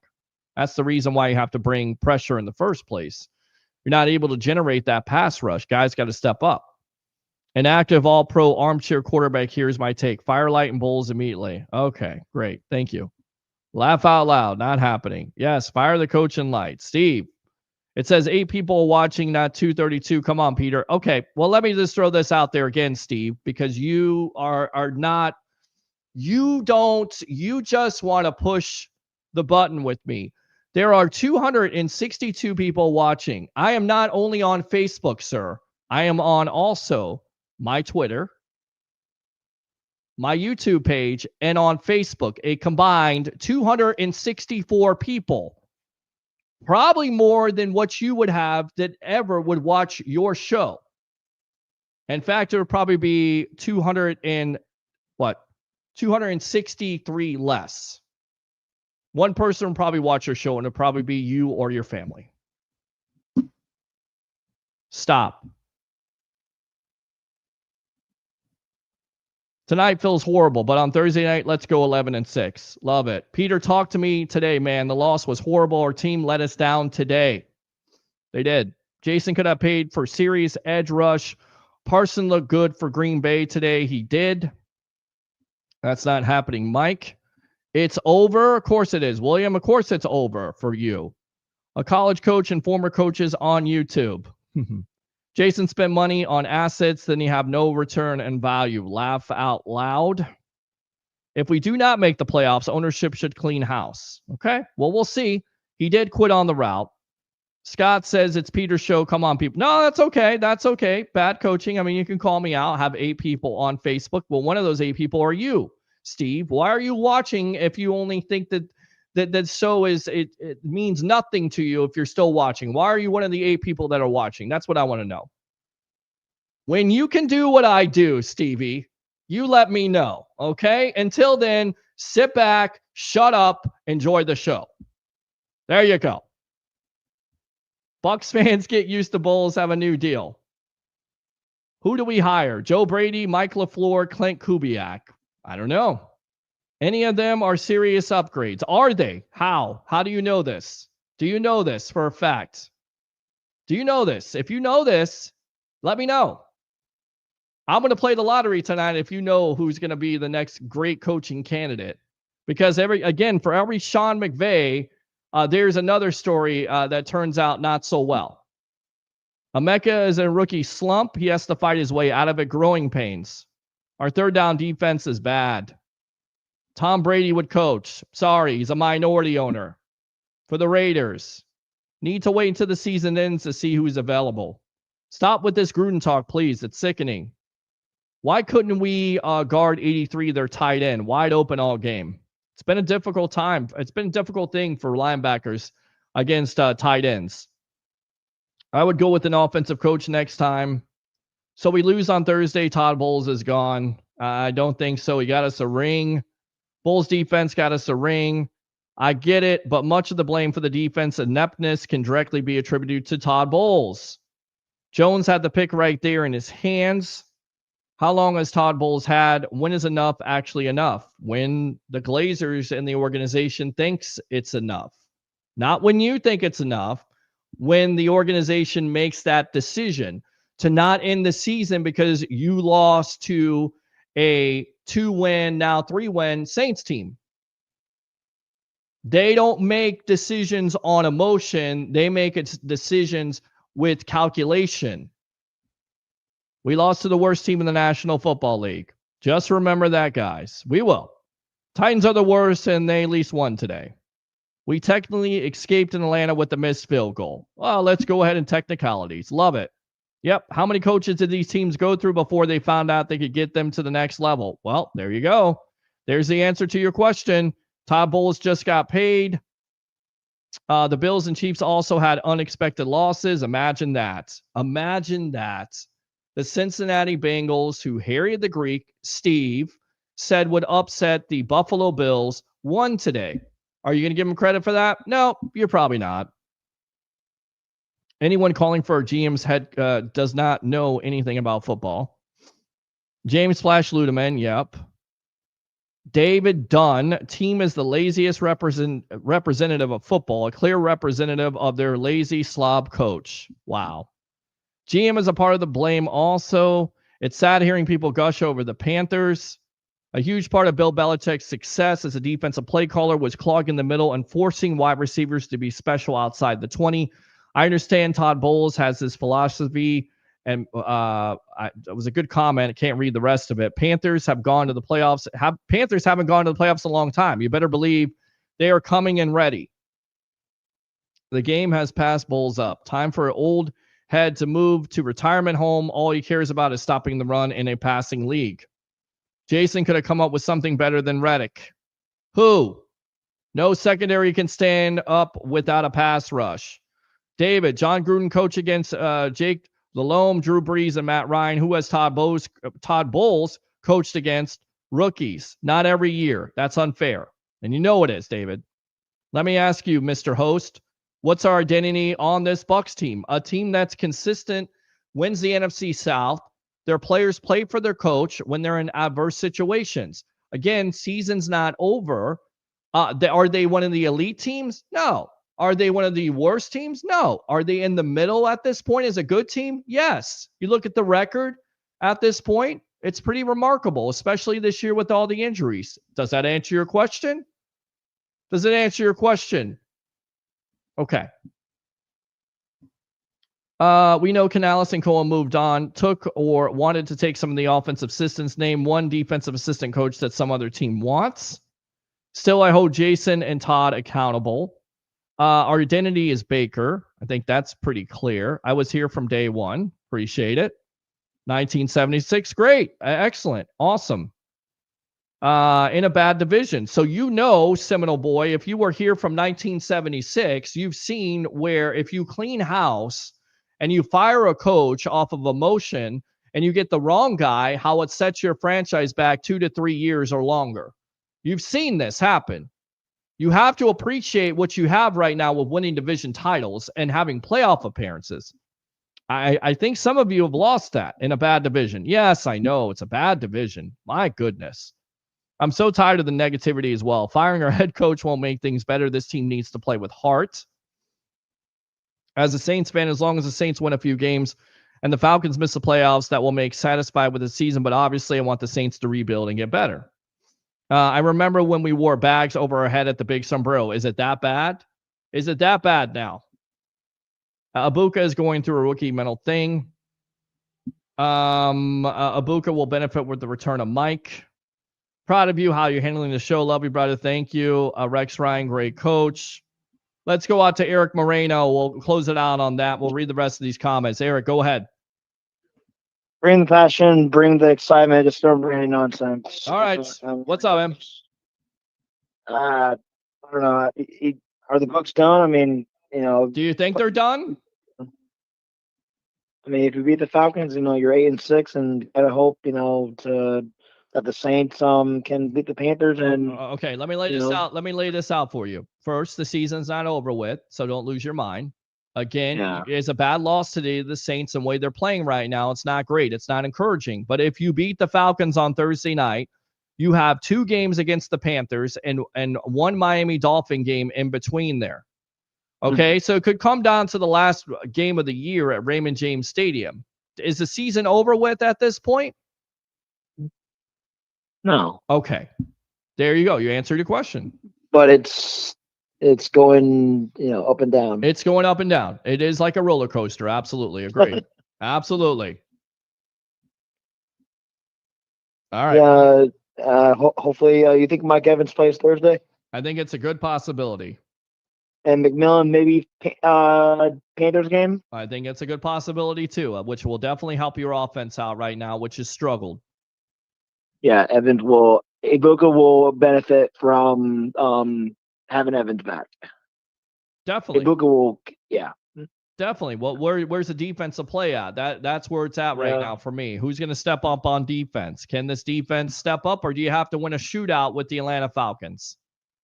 I mean, they got smoked today by Seattle 37-9. I wish we could do that. Well, I mean, didn't the Bucs beat the Seattle Seahawks on the road there? I mean, it wasn't a blowout, but they beat them, right? Yeah, 38-35. Okay, then. You wish they could have done that, but they beat. I know what you're saying. You wish that the game wasn't so close and they could have a blowout win. And I know Bucs fans want that, but it's just not happening right now. Whether it's coaching, whether it's offense, whether it's defense, whether it's special teams, it's not working right now. Yeah. Okay. What else? Yeah. And hopefully Seattle can beat Carolina. We split with them, and hopefully we can, still win the division, or because you're not going to get a wild card. You're going to have to win the division. You got to at least split with Carolina. Well, your main thing is to win a division. You started out 6-2. You should win this division. You have the opportunity to do that. You have a winnable game against Atlanta. We thought the winnable game was going to be against the Saints. You didn't win that, so now you got to turn the page to Atlanta, win that game. And then you got Carolina in front of you. Can they do it? I don't know. We'll see. I don't think Drake London is playing on a short week. He hasn't even practiced since he's got hurt. Well, there you go. I don't think he's playing. So, I mean, stop the run. Last time Kirk Cousins torched us in Atlanta and swept us here, so hopefully we can sweep them here. All right, man. Good stuff. I appreciate you as always, Eric. All right. All right. Good night, Peter. All right. Good stuff there. All right. We'll read the rest of these comments. We'll get out for the night. Let's see. Still pissed. Todd Bowles. He does not show any passion. The shirtless section was insane. Heard that. Todd is not head coach material. James, Washington didn't score a point today. And looks like they lost Jaden Daniels again. What a disastrous year for him. Fire the coach after getting to the NFC Championship game. But, man, bad seasons don't happen in the NFL. Fire the coach. Fire everybody. Get rid of the quarterback. Rinse and repeat. Again, some of you guys wanting to be a general manager would not be good general managers. You jump to the conclusion. Again, go back to Philly fans. I hate to pick on them. Remember that win, that first round win where the Bucs dominated the Philadelphia Eagles and they wanted to fire Nick Sirianni, the fan base. And there was talk they were going to do that. And then what did they do the next year? They won a Super Bowl. Like it happens. Like you got to be patient sometimes. I'm not saying it's going to happen with Todd Bowles and this defense, but remember they did have a win against the Philadelphia Eagles. I know some of you forget that. You want to forget that. Doesn't fit the narrative, right? We need a win. We need to make a change and fire Bowles. Okay. The special teams coach has massively failed from day one. Peter, I love your passion for our team. I'm glad. Exactly. I'm so tired of hearing about Canales and Cohen. They're gone. Folks, get over it. Yes. It's like talking about the old quarterbacks from the day, right? Steve Young won a Super Bowl. Well, he was on the Bucs. Well, he didn't work out. Why? I don't know. Well, you didn't put anything around him, right? Trent Dilfer won a Super Bowl. Wasn't a great quarterback. Was a DLG quarterback for ball. We should have kept Dilfer. What were we doing? Doug Williams, quarterback. What were we doing? You left him go. It didn't work out. Turn the page. Happens. Welcome to being a Bucs fan. Sit back and enjoy it. It's a wild ride. Saints have absolutely nothing to play for. They play for pride. Okay. Let's see. Yep, with no pass rush defensive scheme that seems to focus on zone too much. What's up, PB? Any given Sunday? Yeah, any given Sunday. Does not understand. Levante needs to retire. Both. Jason Light needs to provide the solution. The defense is getting worse, yes. More injuries, but still not getting better. After the Breeze, Newton, Ryan, and Brady era, the rest of the division started rebuilding. It seems the Bucs are still trying to hang on. That's where the Saints were 2 years ago. Are they any better? Do you think the Saints are any better at this point with the 3 wins? Are they any better? We're about to find out how good this division really is. We honestly look terrible in all phases, outcoached and uninspired. Yep, you would think someone from Harvard would understand this. Maybe Grizzard gets better with one more year. Let's go out to the phone lines. What's your name? Where are you calling from? This is Ed. I'm calling from Daytona Beach. What's going on, Ed? How you doing? Hey, how's it going? It's going good, bud. That game, it's just, the more I think about it, the more it makes me angry. What's going on with this team? Well, I mean, uninspired effort. I think that's one of the webheads comments there. That would definitely, you would have to say that. They played down to the team today. They didn't play their best game. Offensively, defensively, or special teams. All facets were not good. I mean, where do you want to start at this point? Missed tackles, drop passes on critical times, bad coaching, as some of the fans would say. At this point, not having your team ready. Where do you want to start, my friend? Do you agree with the bad coaching part? I think some of it. I don't think all of it. I think it's unfair to sit here and say, every time the Bucs lose, you should fire a coach. But I think again, that will become relevant if you don't win this division and you don't win out. It will take care of itself. It'll all come out in the wash. I think that's a fair assessment. I'm willing to let it play out. I'm not going to lose my mind over this. I just couldn't believe it. Well, I think when I was seeing this play, when I was seeing the way this game is being played, and they went a whole. Did Bucky Irving get hurt at some point? Because and I missed it because he went through a whole series without being in there. They had Rashad White in there. Well, they like to rotate it a little bit, but they did take Bucky out. They were running with Sean Tucker. They put Sean Tucker in there more. They were running with Rashad White, and they were having some success. And, the coaching staff has gone on record to say they're going to play with the hot hand at that point, and they thought those two running backs were the hot hand. I don't know. Bucky's coming off an injury at this point. He may be still on a pitch count. Oh, yeah. They did say they were going to have him on a pitch count. Mm-hmm. Yeah. I just couldn't believe that game. I was just like, what is going on here, dude? Well, it's just like you're sleepwalking. That's what it sounded like. That's what it looked like today. Yeah.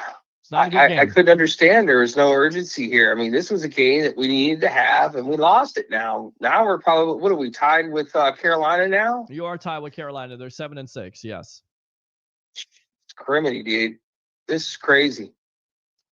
This is not what I envisioned for our Bucs this season. I envisioned to be in control of this bit, be in the driver's seat in this division, and get to the playoffs, and then eventually win the Super Bowl. They do not look like Super Bowl champs. They don't look like a playoff team right now either. We'll see again. No. We'll see how it goes, but they definitely have some things to work on and clean up, and hopefully they can. And if they don't, then some fans may get what they want. Do you think that Todd Bowles will go if they don't make the playoffs? I think it's certainly a possibility if you go 6-2 and you don't win a division and you don't show progression. I think it's going to be a conversation. I'm not going to say it's going to happen. I'm going to say it's going to be a conversation with the Glazers. Yeah. All right. All right, Ed. Well, you're doing good as always, my friend. I'm watching you. Thank you, man. I appreciate that.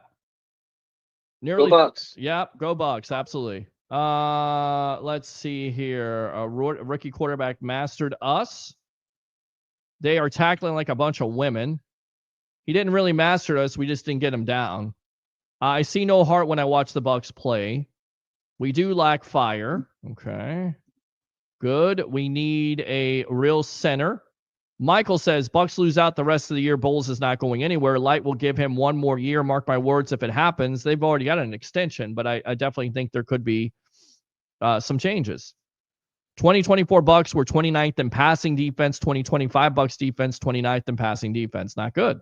Not an improvement. We need to be realistic about Bowles. You only had titles. They had schemed amazing defenses, so it's all there. If it comes down to players play, yes, there are some time management problems we have seen in this time. But to just look past it all, what he has done is inexcusable by this fan base. Brady retired, so all you fan followers should as well. No pass rush, then passing defense will suck. Diaby is not the answer. No one is going to put the blame on our players. Man, these players have to step up, make plays, period. They can't just walk around like every team is going to bow down to them. Tanking teams don't win. You guys are delusional. They're all still playing for future contracts and pride. Everybody is under evaluation at all times. Why it's any given Sunday. We will not win in the worst division in the NFL this year. Whole team deserves the blame. Bad pass on 4th down. Hit him in the chest. That's a first. Defense was sad. David should have called it a career, sadly, missing Mike badly. Yes. Caller of the night. Peter, love your content. Got your back. Thank you. Screw these trolls. All good, my friend. Appreciate it. Let's go out to the phone lines. What's your name? Where are you calling from? You're on the Evolution. Let's go Panthers. Okay. Well, thanks. I appreciate that. Absolutely bringing nothing to the show, but I appreciate the call, as always. Let's go Panthers. So there you go. A Panther fan calling from New York. That's when you know you've heard and seen everything in your life. I love that. I kind of know who that was. Telling it straight, Pete. Should we have traded for Myles Garrett? I love the trade for Myles Garrett. I think there's a lot of teams around the NFL would have loved to trade for Myles Garrett. The problem is the Browns didn't want to trade him, and good thing they didn't. They're a terrible team, but Myles Garrett is a generational talent. You'd have to trade like 3 or 4 first-round picks for him, and they're not going to trade him. And then on top of it, he didn't want to be traded. He came out, and basically what he did is he got over, $40 million after he said he didn't want to stay in Cleveland. So it wasn't a Micah Parsons situation where he was out there for a trade block. It was just an excuse to get a bigger contract, which he did. Good for him. Spending money on assets with no return on value. 264 is criminal, as they truly have done the best Bucs content, one-of-a-kind platform. You all like and share. Thank you. Appreciate it. Sure, Jason gave Zion more money. Reddick was bad money. Felix, we make rookie quarterbacks look like Tom Brady. This Thursday, we play Kirk Cousins, who has whipped our ass like 4 times. Let's go out to Jim. Jim, welcome to the Evolution. Hello? Yeah, what's going on, boss? What's up? What's going on? You got a lot of trolls tonight. I love it. Can you hear me? Yeah, I can hear you just fine, Jimmy. What's up? All What's right. on your mind, boss? Man, listen, I just think every time we lose, it ain't fire time Bowles month. And you call them fat and lazy. And when I make my little comments, I can't get them through. Well, I made your comments. How you gonna call somebody fat and lazy? Yeah, Those are pretty I no don't. organization. I try not to. I try not to read those comments because they're just stupid. Right. I try not Yeah, to. no, man, I just hear all this stuff, and it's just every time we lose, it's got to be Bowles' fault.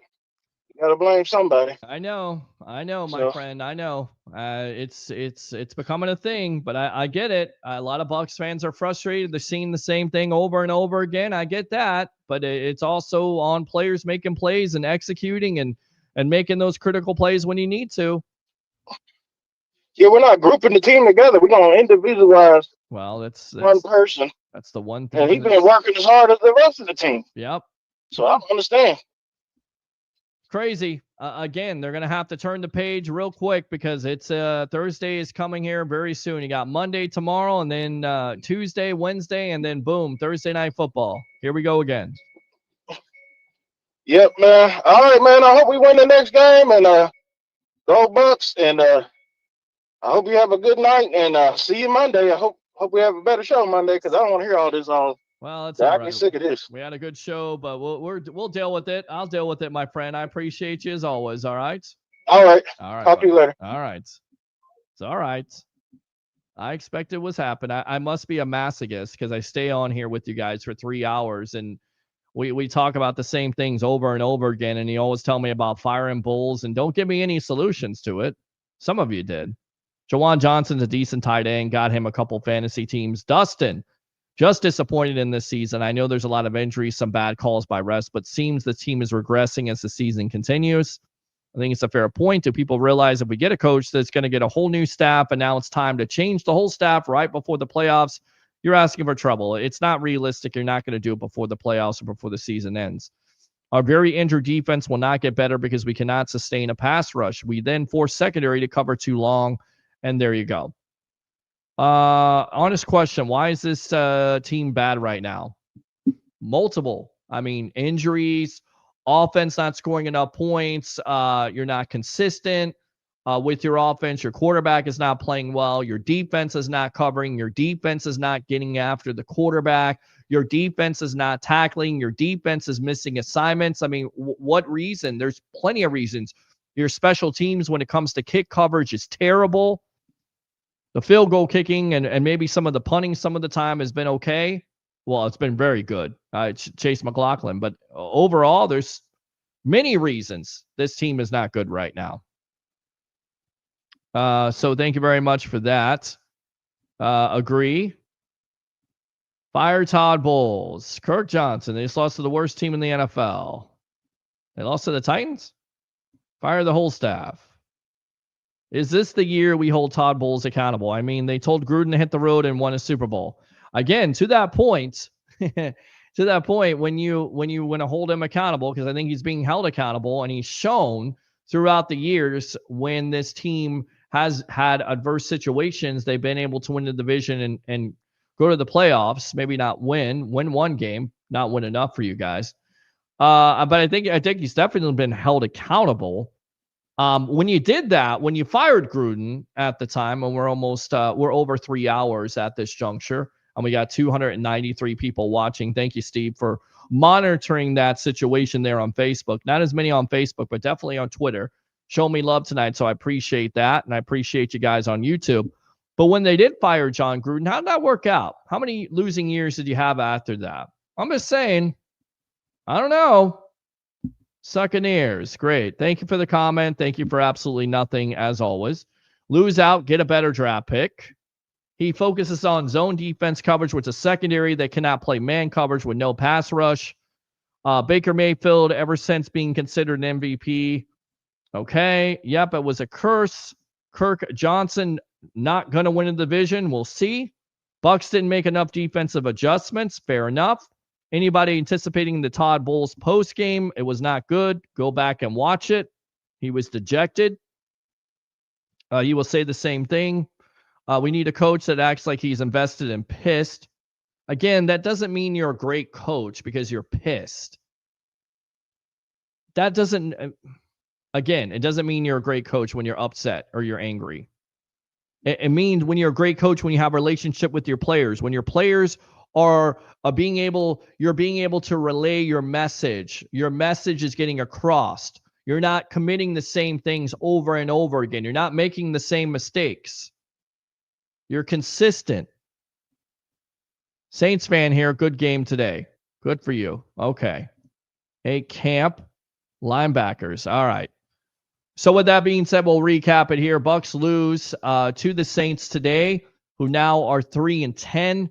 Bucs fall to 7-6. They lose to the Saints 24-20.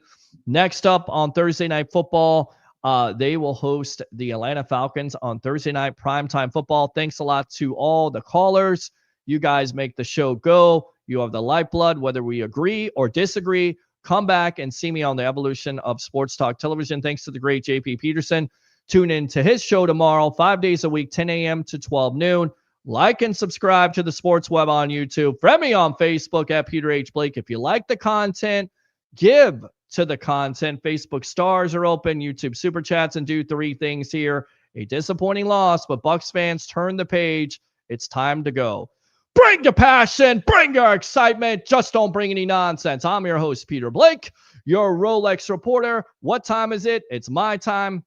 And for fans of the Sports Web and the Tampa Bay Sports Fan, it's your time. We'll see you next time on the evolution of Sports Talk Television.